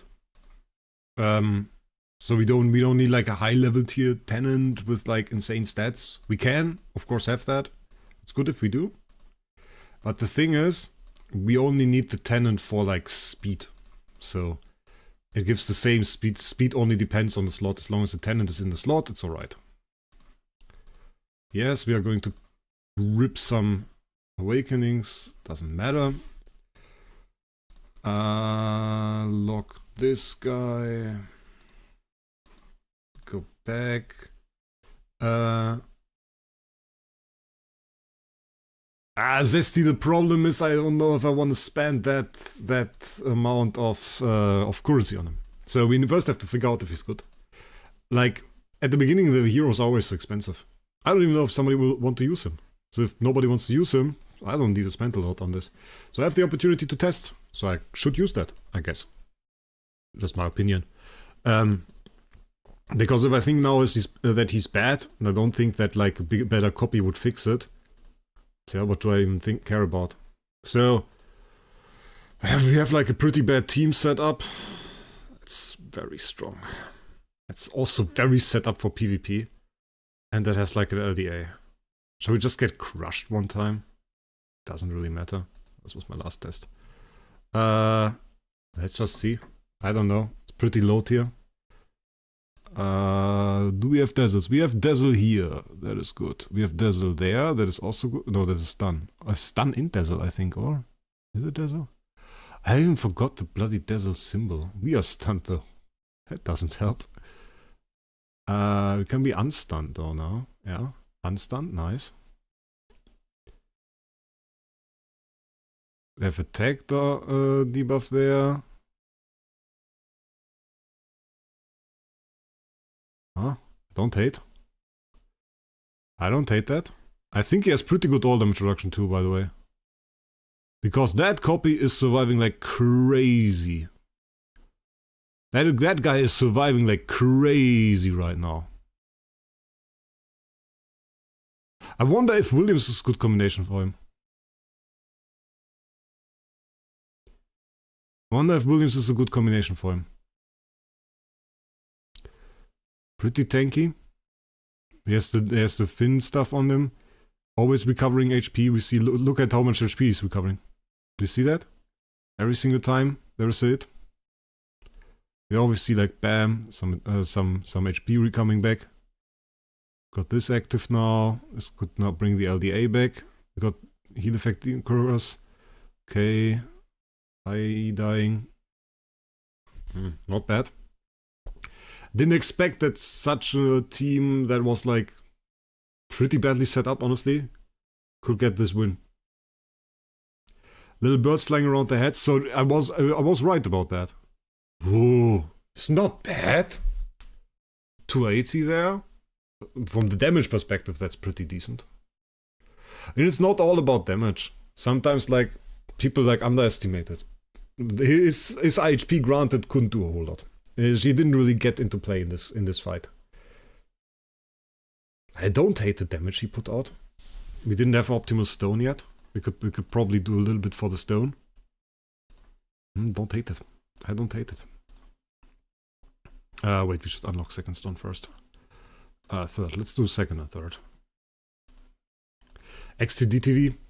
Nah, the thing is, the reason I X tier is not necessarily always just like because a hero would be powerful at X tier. I mean, like, if I do an LFA X tier, he's very powerful. If I do an Williams X tier, he's very powerful. Despite Williams X tier obviously being powerful, SSS Williams recently sat in the market and didn't sell. So the reason you should really go X tier if you want to do that is because a hero is a lot better at X tier than he would be at S tier. And that is only the case if you can make use of one of the X tier modifiers. And specifically good ones for that are, for example, if you were to go with let me lie, body perfection to increase self-attribute buffs, which he has, which is good. Burn immunity in general is just like pretty OP, so that's very, very nice. And then in general for PvP it's also kind of good to just have all stuff, but you really want to get like those modifiers. You really want to get like your burn immunity, you want to get something like pure flow for control effect duration. You want to go and get yourself like, let's say my LFA, where we have body protection on here. You want to get the 5th roll. You want to get the maximum amount of damage that is possible, because we have 5 stats obviously on next tier. The question is if he's worth it. If he's worth it. Get some extra attack. I kind of want to do a quick glance at this stage. Which one do we take out of this? I want to have the dodge. I obviously want to have the damage. Let's take the BQA. I wonder, can we dazzle some bugs? The thing is, we don't have energy on them at the start. So I don't think we quite get enough dazzle. Did he have no... Oh, I think he had... Okay, we have to boost that. I think he got no... unbending. Which is bad. It looks very similar to the stun animation, the Dazzle one. The Dazzle has like the flying birds, and the stun has just like the twirl. Yeah, okay, that was just a little bit bad. I mean, obviously you could run him in there and have like burn immunity on him, and he would absolutely wreck those Valks, I guess. But yeah, just don't really get your stacks. The thing is, you want your enemy to ult. And really, where do they ult? There aren't too many heroes that you can use in PvE that ult on turn 1. Essentially, there is one. It's Unimax. So I thought we at least get an ult. We don't even get an ult. Yeah, they need the 100 energy. So, really, what they ends up being... is probably a PvP unit. Can we please get an ult at one point? Bloody hell.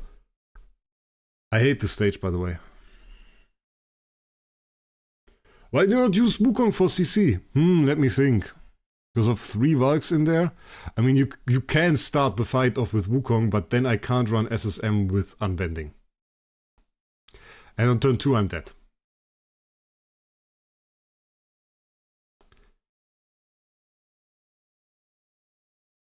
I remember the times where only like Valk did big damage. And then they changed it so everything does big damage. I don't know if it necessarily made the game any better. So we had the Dazzle there. It didn't help us at all, but we had a Dazzle. That was a Dazzle. So we can still attack and Dazzle. I mean, what we can do probably... We can try to see a bit more of him. Maybe we do that. Let's try to see a bit more of him. And do we want to go with Wukong? We can just Wukong probably. Should be okay for the CC for the start. Let's just take this out. Yeah, this is going to kill us, but it's probably going to be okay for the start. Still got a bloody hit there.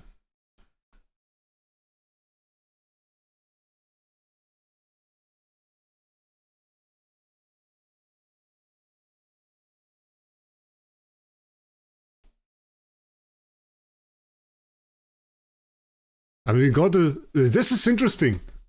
Look, they are taunted and dazzled. That's fancy. They are taunted and dazzled. Those Wraecs can attack. We get the ult! Yes, let's go! I mean, this didn't get through their heal at all, because they heal at E plus 14, which is why I had the PDE in there. But it was kind of fancy. I think we had the wrong artifact on the guy though, because he had like no... I think ideally we would want something like a mirror or a DB. Could go DB. Should be okay. Let's try that one more time. I guess with this build at least we get to see the abilities. What's the verdict on the new hero? Oh, we did like 3 fights, bro. So let me do 4 fights at least. Yeah, of course, look how they shut the SQH down. I usually use it as TBB instead of like Wukong, because it's a little bit more reliable CC. Okay. Got the hit there. I mean, obviously we are too slow. No damage because we... It still nuked our entire team. But I don't even know why. So why did it decide to nuke our entire team? And it was this Valk. I think it was just like the damage over time. Use the skin. Yeah, that is a good pointer. I mean, we don't really have many unbending will layers left once we do that. So that's a bit of a disadvantage. Got the Dazzle there.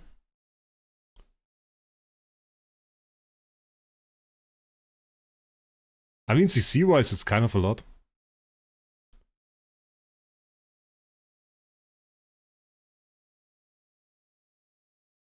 Not bad. I'm almost inclined to say... I'm almost inclined to say that if we threw that into a macro right now, that would be a clear. I'm almost inclined to say that this has like clear potential, because this is so good already. It's tough to say what really works here. But I guess if you have multiple types of CC on there, that does work to your advantage. That does work to your advantage. The question is also like, do you want X tier? He is certainly a hero that profits from getting like all of the all damage reduction. The Wukong CC is so bad. So bad. That's why I usually use Balance Strike TBB. That was good. A good hit actually.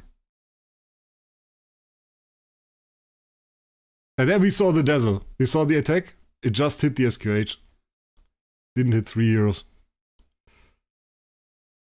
That was nice. Still killed us though.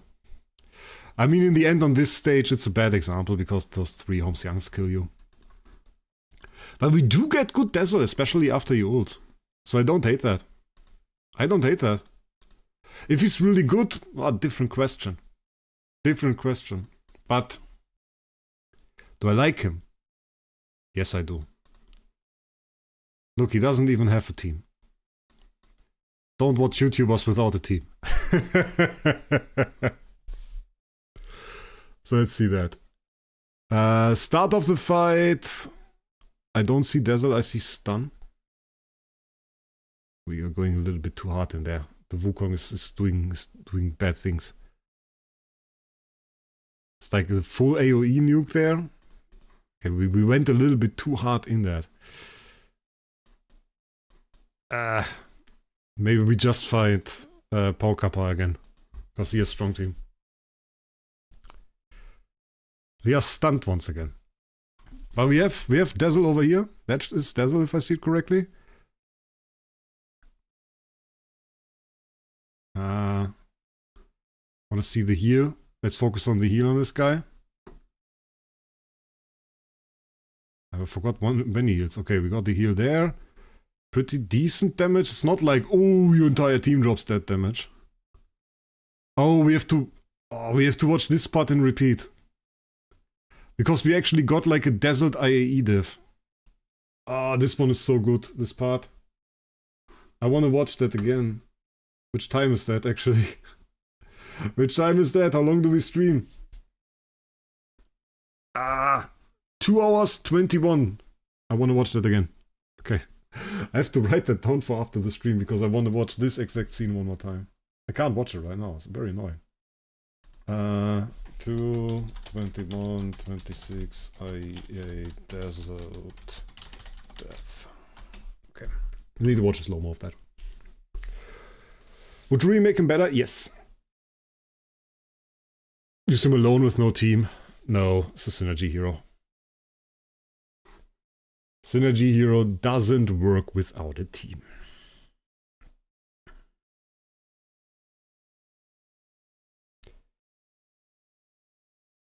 His heal could be a little bit higher, but it's like more valuable than I would have thought.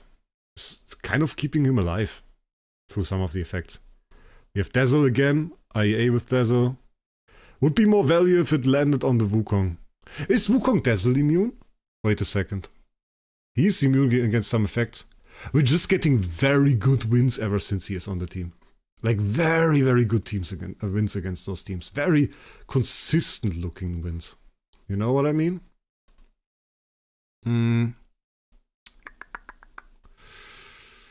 Oh, in which text is this? I never see it. It's in one of his passives. Where are SCC immunities?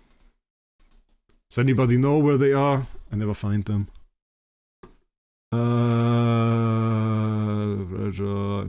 Enemies, universe imitation. Ah! Am I blind?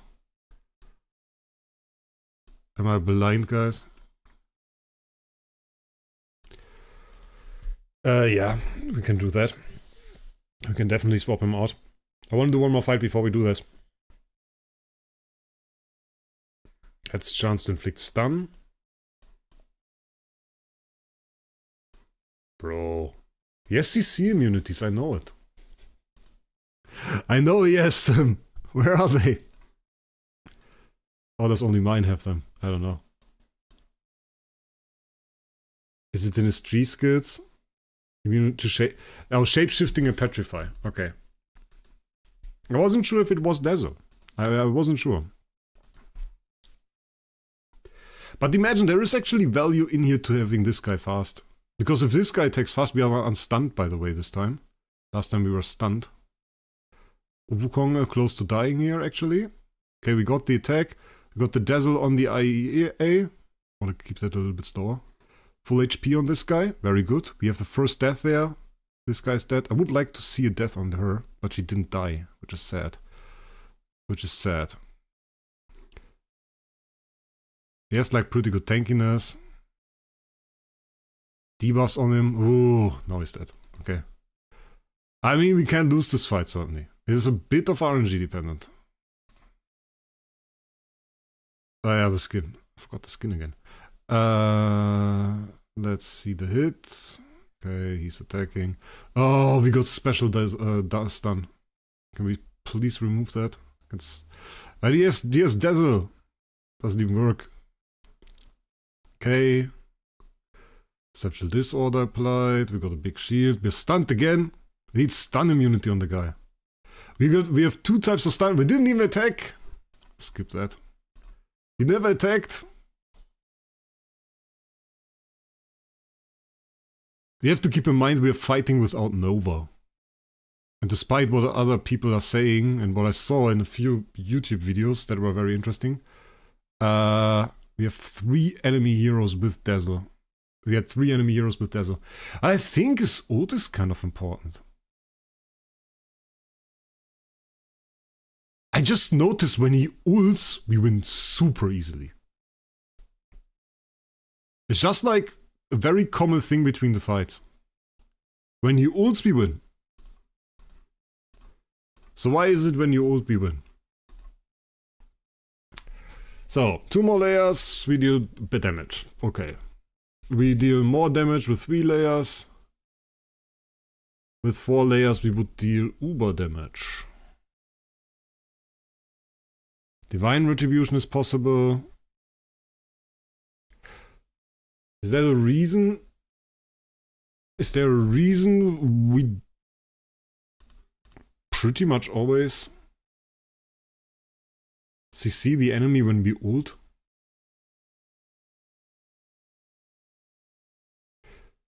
Okay, there's damage.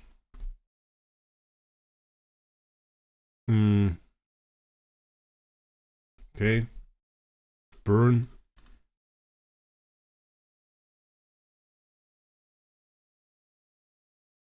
We have all damage reduction, so we want to have energy artifact. Huh. And I mean, we have the this buff is also nice. So just giving allies 20% all damage reduction and all damage dealt in the front row. All damage dealt reduction. I mean, I can understand why we win when we dazzle, because we reduce enemy all damage dealt.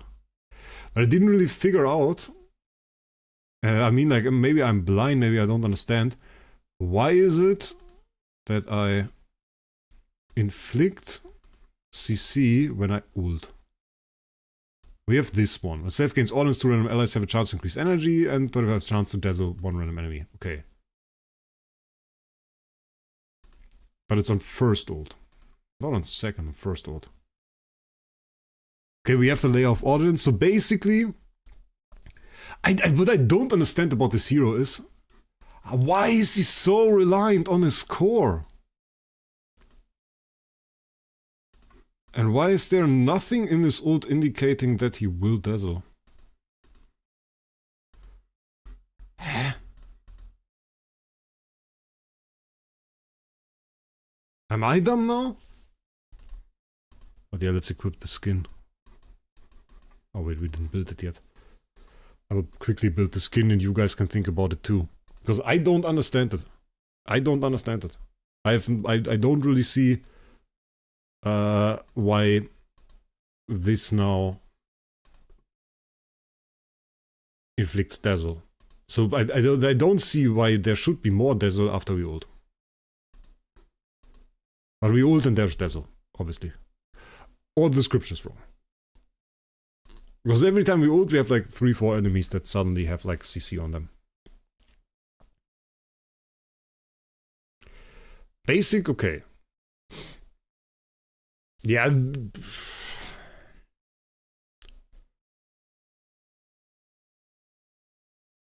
have Dazzle here. Okay. Train? Maybe train. No, I don't think there was Dazzle in the train, Hickey. When an ally releases active skill. Okay, when an ally ults, I mean, we do get ordnance. So, that's a thing. Enemy active skill gives us arbiters. And enemy active skill reduces our ordnance. Which burns them. Oh, if enemy is dazzled, then we get an extra arbiters. So it would be cool to have more dazzle. Yeah. But I always notice, and we can watch one more fight. Maybe we watch one more fight. I always notice he ults, And then there's Dazzle. So now we have Dazzle here, which is cool. Okay.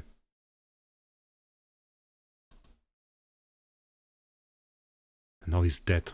That doesn't really work out. His Destiny is a 12-layer skill. We got 2 right here. 3 right there. That's pretty good. 3 immediate Dazzles, one of which being on like... There's a stun too.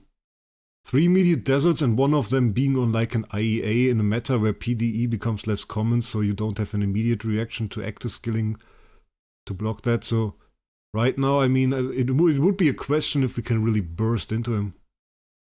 If we could burst into him very well. Maybe just the ult from them. Okay, we get the ult now. Bam. Nice. I want to see that IEA die. It's always so difficult. Okay, she died. Only one. Worked. That worked. I saw it. That worked. The Dazzle just blocked the on-death. It only hit one hero. It completely negated IEA. So, I just saw that 100%. Saw that 100%. Nice. Nice. That was really, really good. It negated essentially the entire IEA. So we get hit now, which sucks. Yeah, we're probably still going to lose the fight because our guy is just too weak. Honestly, he's just too weak. Well, this is funny. She's going to die. If she wasn't going to die, it would be interesting. Oh wait, we get to come back there? Oh, interesting fight. I just wanted to skip, but it's still a pretty cool fight. We get the CC now. Apparition. Ah, we lose. But that's the reason why I play her too. She's so good at surviving.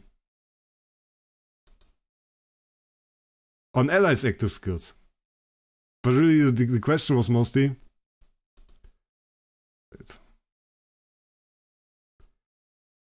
we have save situation, by the way.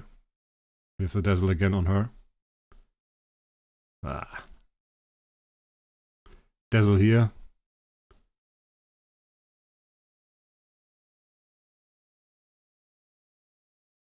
Okay. Hit. And we have Dazzle. This time wasn't too much. Maybe it's just my imagination. But look how good this is. This was another great example of that. We have another great example of that.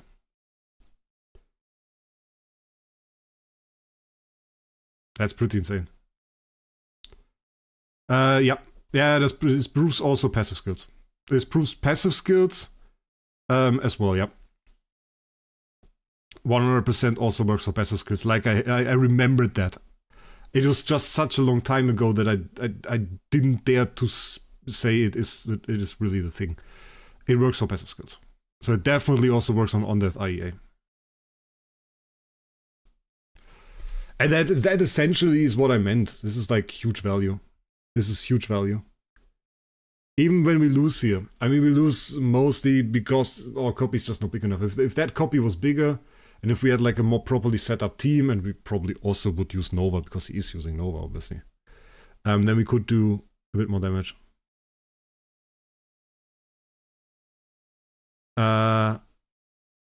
You can use either one. We use some CC here, because it makes it a bit easier for the start. And mostly I was just setting up the team in a way so that we could see how this all works out. Okay. I think I have to get a little bit more into the Dazzle. I didn't really see it on ult. So really the way you CC...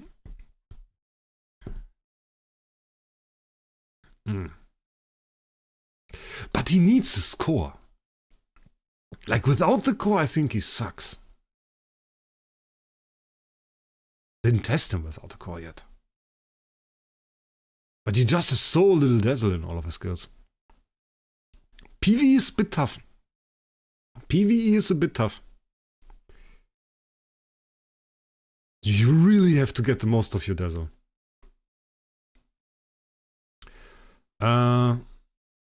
Beginning of each round, for every 1 layer of ordnance owned, there's 80% chance to Dazzle one random enemy with 100 or more energy for 2 rounds. For every ordnance owned. So it's also like, it's a complex hero.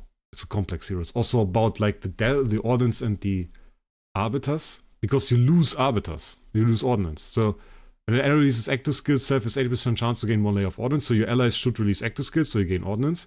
Increase self-attack. When ally releases active skills, self has 80% chance to gain layer arbiters inside, reduce enemies damage reduction, but if self has ordnance, consumes ordnance. So if the enemy does an active skill, we lose ordnance. If we do active skills, we gain ordnance. But if the enemy does ordnance, we gain arbiter. If the enemy does active skills, we gain arbiters. And we potentially gain double arbiters. And arbiters gives us damage. So it's really not too bad if your enemy never really ults. As long as your team ults, that's fine. Just don't deal really damage with them. But you still gain like a lot of stuff. And I mean, if from the perspective, and I don't want to say I wanna X tier. My YouTube says my stream sucks. Why does my stream suck? Do you guys still hear me? Why does my YouTube say my stream sucks? Huh.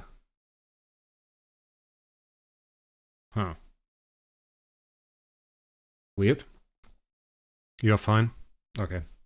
It says the bitrate of my audio stream is 0 and is under the recommended bitrate. Bro, if it's 0, you guys can't hear me. That's stupid. So, really, if you stack up ordnance, that's quite insane. And if your enemy, like, you don't really want to wipe the energy from your enemies, necessarily. So, if you TBB, then your enemy has no energy. But I wonder how it acts as, is it a turn 0 effect? Because TBB is a turn 0 effect. So is it like... So if TBB acts and acts before Oscar, you potentially don't inflict Dazzle. But if you elect Oscar and act before TBB, you can essentially wipe the energy off the enemies. So that's funny. I think it's meant to work in the way, and I didn't really test that. This is part of the last effect.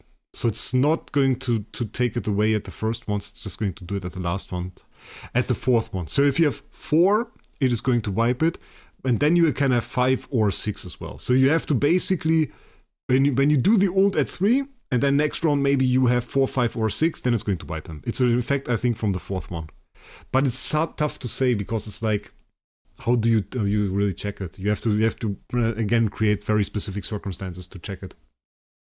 So that sucks a little bit. Can we upgrade that? Do I have some? I don't think I have enough. Oh wait, there. You are not a festival skin. You are a normal Valk skin. Normal queen skin, actually.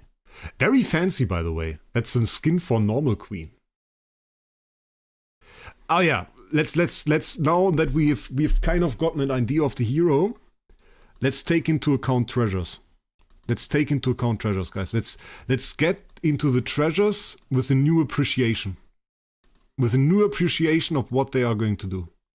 Let's do that. I think that's a cool way to approach it. Okay. So this means after releasing active skill, if Arbiter's Insight is cleared. By the way, interestingly enough, if it's not cleared, so there has to be a situation in which Arbiter's Insight is not cleared for this to make any sense. So I guess it's part of the fourth skill. And in the first 3, so if you have 1, 2 or 3 layers, it won't get cleared. Only if you have 4 or more, it will be. But essentially this means if you have 3 and you do an ult 3 or less, you essentially have 50% chance to gain 1 to 2 layers of Arbiter's Insight. So that is pretty good. That is actually pretty high value, because this will significantly increase the damage of your ult. This will significantly increase his damage. This last part. The first part, yeah, okay, damage. Who cares? But this last part is big damage, actually. 60% chance. So, yeah, I think, like, even having this at 1 star is high value. Even having this at 1 star is very high value. Because you just get so many layers. You get up to 2 effects. This is pretty high damage. This one isn't. This one is nothing. When any ally releases active skill itself successfully gains ordnance, which he does every single time. So this is the HP restoration. I think the HP restoration is great. Energy restoration is great. This one is great. This one is really great. It's not like you can select it. This one is nonsensical. So the two ones that you really want is this one. This one you 100% want to have at least one time. And you want to have this one at least one time. Those two are really, really high value. Really, really high value if you use Oscar. I think, are they kind of breaking if you don't have them? I don't want to say no, guys. This might seem weird, but I really think you should have them. I really do think you should have them. So yeah.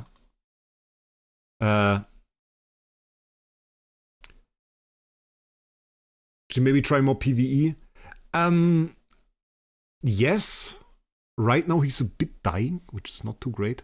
I don't think you need an energy artifact at the beginning, I just realize. Don't really need an energy artifact on him. But you get like, oh wait, you can try Rui. Shall we try Rui? I want to check those festival treasures for a sec. Let's check those out for a sec, because we haven't really done that. So we have received those to 3-star. We haven't received any of those. Are those only next week? Wait, let me check. Special search? No, they are in here. Ah, okay. Ah. Oh, this, by the way, they have made this a whole lot better to check out. Shout out to them. Yeah, if you guys agree, we make that a YouTube video. So I don't really want to do that right now. I already said before, it's pretty high value. Festival treasures. This is like a must-have. All the production offset is insane. Speed is insane. So we are going to make this a YouTube video. I don't want to put this in the stream. I rather do. Let's try Rui.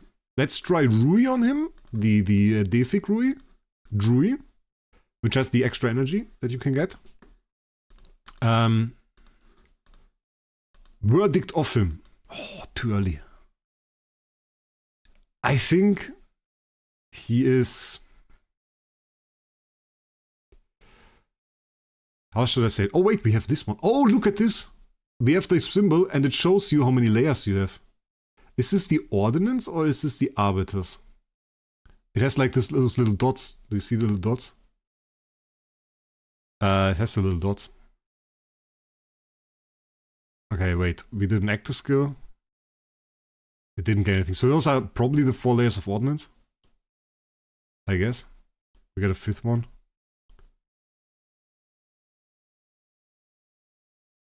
Might honestly better to be better to have him fast. Because now we get a CC there. Alice Spike is only going to hit like a singular enemy. So this is only going to burn 1. Can we ult? Ult is hitting. It does look like a big ult. It doesn't really do a whole lot of damage. So we have 6 layers now. But we get absolutely destroyed now. Because this is ult.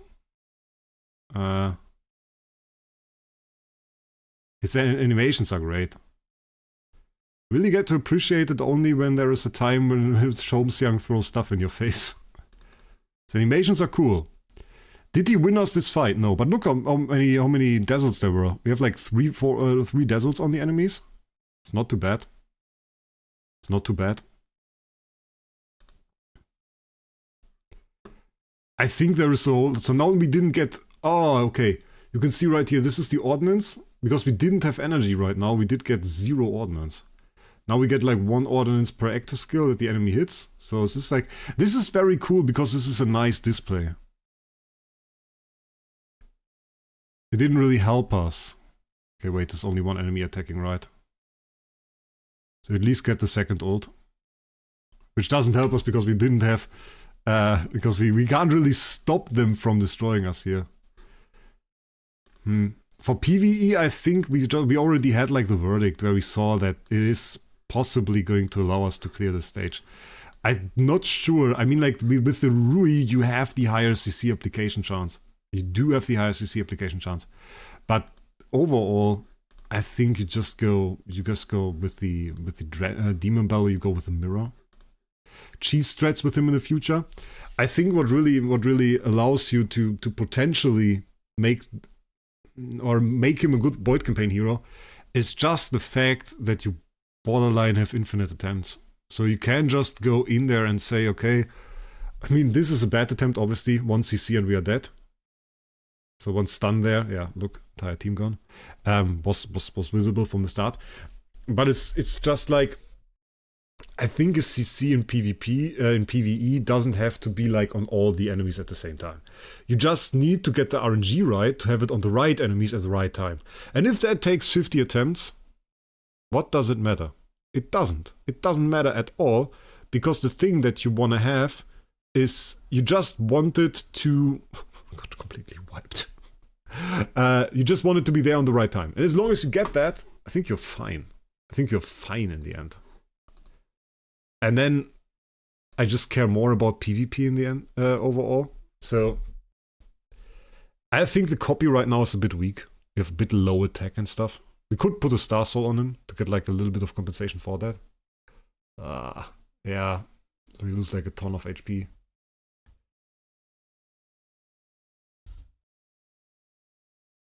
Got the hit there on the Finn. We have a nice Dazzle there on the Madeline. We have a Dazzle there on the IEA. So look how great this is. I mean, the Dazzle now got purified because we kind of died. I really think that he's key to some of those victories. Not to all of those, but to some of those I think he's key. I mean, he has a lot less power than I have. But he also has like all the Star Swords. So I guess that's something we should keep in mind. Let's transfer the Star Soul over, because we can transfer it. Let's transfer it to him. Because this is basically free right now. I didn't upgrade it.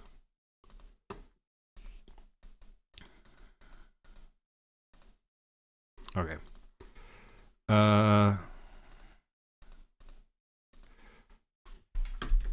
I should have got more Star Soul upgrade materials, honestly. I think the ability materials, we are a bit short on that, but I didn't get a ton of upgrade materials here anyway. Don't think we have to do a quest already. I think this one's still possible.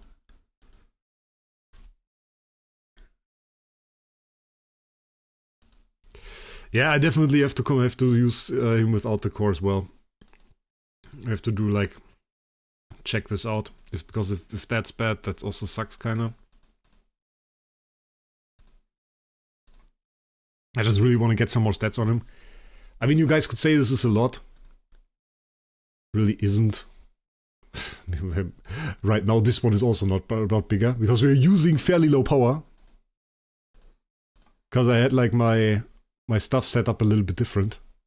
So it's not really in our PvP heroes right now. But I guess it's okay.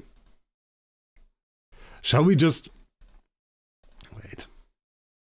Let's do some soul power. I just want to have like some soul power in the heroes. So now we really get some speed. Because I think he's faster than we are, and I think it's like right now serving him as an advantage. So maybe we can counter that a little bit. Only a little bit. Get it going. Yeah, let's keep it that way for now. Let's try the fight again. Bigger power, obviously. Yeah, we got stunned.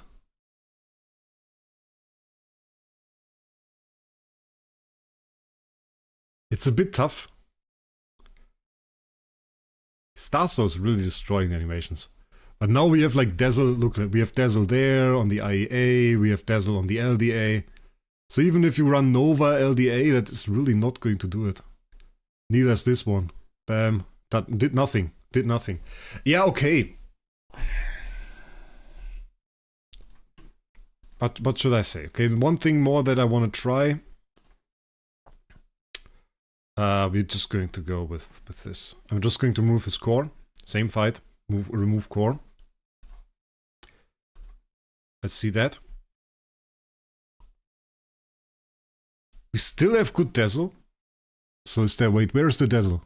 This stun and Dazzle being so close to each other is so annoying. There's Dazzle on those guys. So they had a ton of Dazzle even now. I really thought the score would be more game-breaking to that extent. I'd still think if you run him, you run the core. Because I'm pretty sure she would already have like CC on her. Still win good. The symbol inside the ordnance. Oh, okay. We still get pretty good CC at the start. These are like the full energy ones. They do get inflicted with CC. And even with the, by the way, the animations don't change. So if they're like the Wukong is inflicted with CC, it still does like the full screen, but he only hits one enemy. Okay, we have inside of that is now pretty. Oh, we died. I wanted to say there was Arbiter's active, but he's dead now. So yeah, that kind of sucked. Okay, this fight wasn't too good. I think honestly we would have probably had Dazzle on like 2 of the enemy heroes at least. Ashley did a great job at surviving once again. She did a great job at surviving. That's like the big thing with IHB, and it's also why I have her at X tier. It would be good X tier. I think it would be. It would be a strong X tier. The question is like, of course, where is the power? Do you keep that? But I heard some people say he's like an SDE, and quite obviously he's not. The core's important. The core's important. You run the bloody core, because core is like. When self gains ordnance, 2 random allies 70% chance to increase energy, so you give energy to the entire team, which is great. 60% chance to dazzle 1 random enemy for 1 round every time he gains ordnance, which is easy. And when self gains Arbiter's Insight, he deals some damage and reduces attack, so we have attack debuffs, which is cool. And core liberation is that already the plus? Wait, this should be full one. Yeah, this is full one. Okay. And then the question, of course, when does he gain ordnance? When releases active skills, so then he gains ordnance, which is great. So just we do an active skill, we gain ordnance, we dazzle, great. So this is one of those cores that basically trigger on every single hit. IHP is insane. Yeah, she is. That's the reason why I have her at X tier. She's very good at surviving when your teammates die, or when enemies die too. But like with the core, look how the dazzle is inflicted. Look how much dazzle we get. Look how much dazzle we get. And we could make this better. So we get the CC again, we do the actor skill.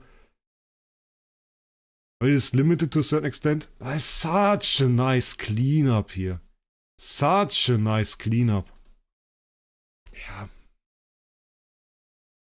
Yeah. Excalibur, welcome. So this, I think, 100% now with the speed advantage and everything, is like very great. And you can buff this even more. Like potentially if you go into roles. We should probably use this. If you go into roles, I mean we do have some stats. Let's just go X tier for a second.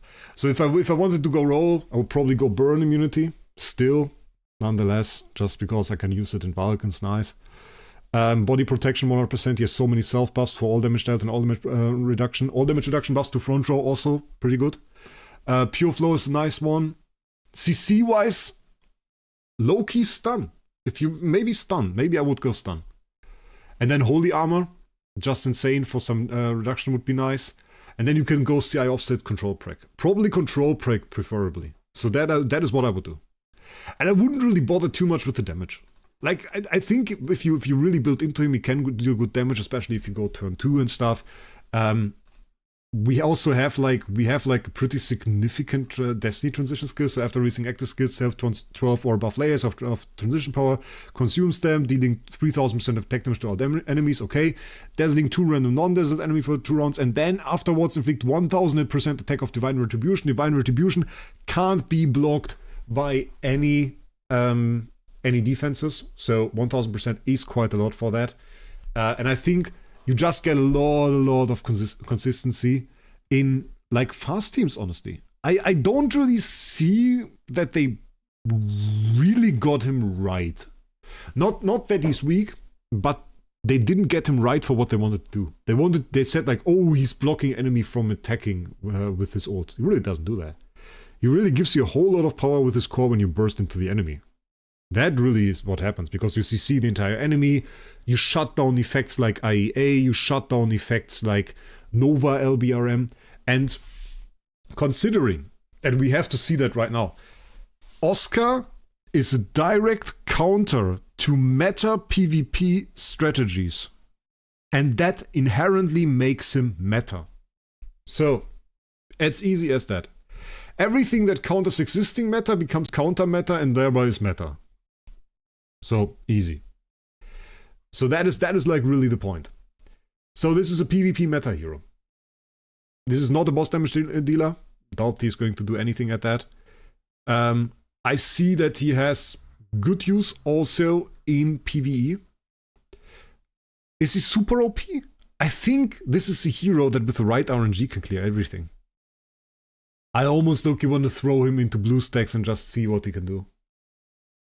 And just see what the stages will do if we clear those. -1 aura. -1. I choose -1.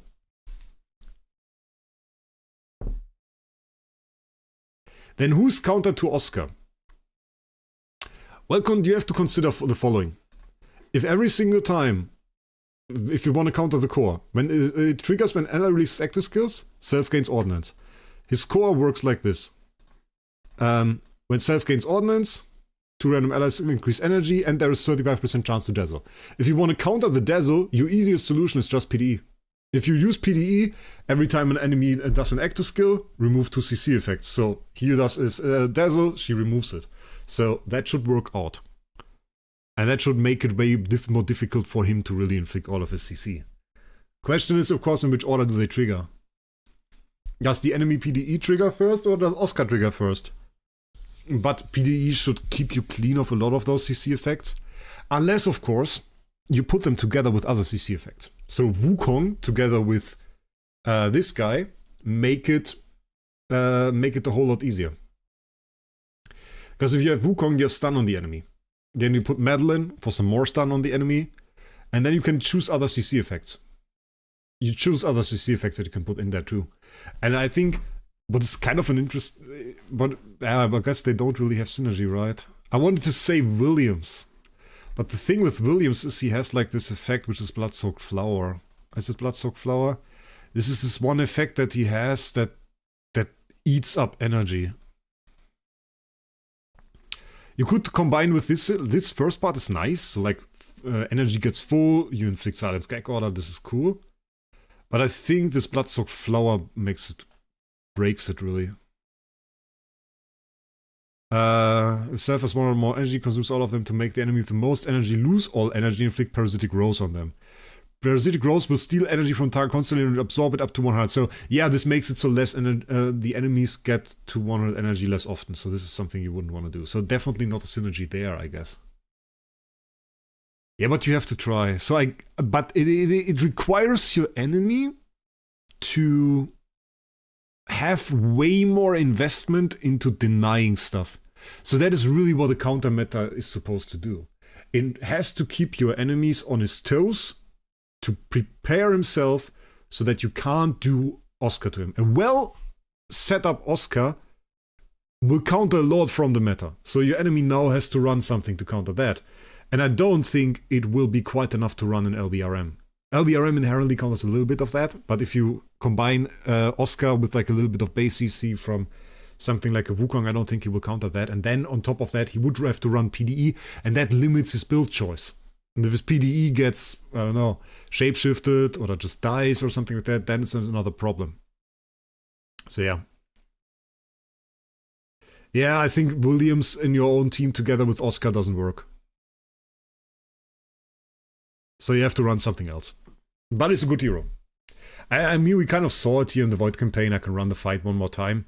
There is at least some chance that we clear this stage. We had like this very, very good attempt, despite not even running Unbending. So I think there is a chance here that we can do that. We would need like I mean, I wouldn't hate having a burn immune copy of him, I'll be honest. You guys know that. It was clear. Ah, we got another CC on the enemies. Yeah, okay. I think at one point we could clear that.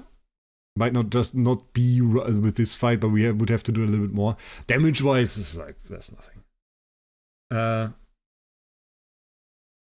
Overloading the enemy with CC is a standard strategy. I would Melissa counter him. LBRM in general can remove CC. So she can remove CC, and removing CC is not a counter directly to him, but it of course makes it more difficult to let CC stick on the enemy. And I mean, LBRM has a limited amount of CC she can remove, so at one point she will just stop removing CC. But it will take a few of her his dazzles. So yeah, that's a little bit of a counter, I would say. How do we rank? Yeah, boss-wise, I don't see any boss use. We have the category of Void Campaign. I see Void Campaign use. I think he will be there. I think he will be in Void Campaign. We have to see how much of the use he will see there. But having CC that you can put into Void Campaign that limits the damage output of a Valk. Like, let's be honest, you guys are all stuck at Valks. You guys are all stuck at Valks. And if you're all stuck at Valks and Oscar makes Valk do less damage, then I don't think you will hate Oscar. So it's a good hero for you. And then obviously, so what do we have? PvP. I think he's S tier PvP. So like if you have like a rank list, he's on the highest level of PvP at the moment because his Dazzle is such high value. So that is what I can say. If you consider something like IEA and LBRM, IEA with Time Plume and Nova with LBRM, top tier PvP, which I mean obviously should because they are in most teams, then you also have to give Oscar the same courtesy because he's a counter to them. That's the entire thing. So that's the summary for all of this. I'm really at the end of the stream with this one. We are going to do another video where we are going to get all of those because they are high value. Probably going to get the 150 at that point there too. We're going to do a video for that, so definitely hit the subscribe button if you want to see that. Aura is not going to gift any subs. Aura, stop it. Stop it. And I think we had a fun event. I thought you were going to gift membership. Don't do it. If you want to get one for yourself, that's another thing. But I don't really want to see those huge gift bombs like Snow did it. It makes me feel uncomfortable. I don't know. I really, if you want to support me, hit that subscribe button. And if you see like an ad, then just check it out. Maybe you care for the game. I'd always try, by the way, I always try to keep those ads interesting. If you see like a video for Motto Immortal or something, I try to keep that interesting for you guys. So if you want to check that out, that's always something that helps. Leaving a comment, nice comment, of course. And like just leaving a like on such ads, that helps me really the most. Because that makes it so people come back, that makes it so those companies come back and they give me a nice amount of money for doing such videos. So it's often really worth it. And that also helps me do such events. That's a good thing. Okay, in any way, if you see this stream later, then definitely tell me your opinion about Oscar down in the comments. Other than that, I thank everybody for sticking around here. We had an extreme average. We still have 150 people in here. I don't know what the peak was. Like 245, something like this. Very, very insane. Very, very insane. Interestingly enough, the people started leaving the stream when we started testing Oscar. You wouldn't think that, right? I think like the interesting part is testing Oscar. Finding out about his skills. But for at least 100 people, that wasn't the interesting part. Huh.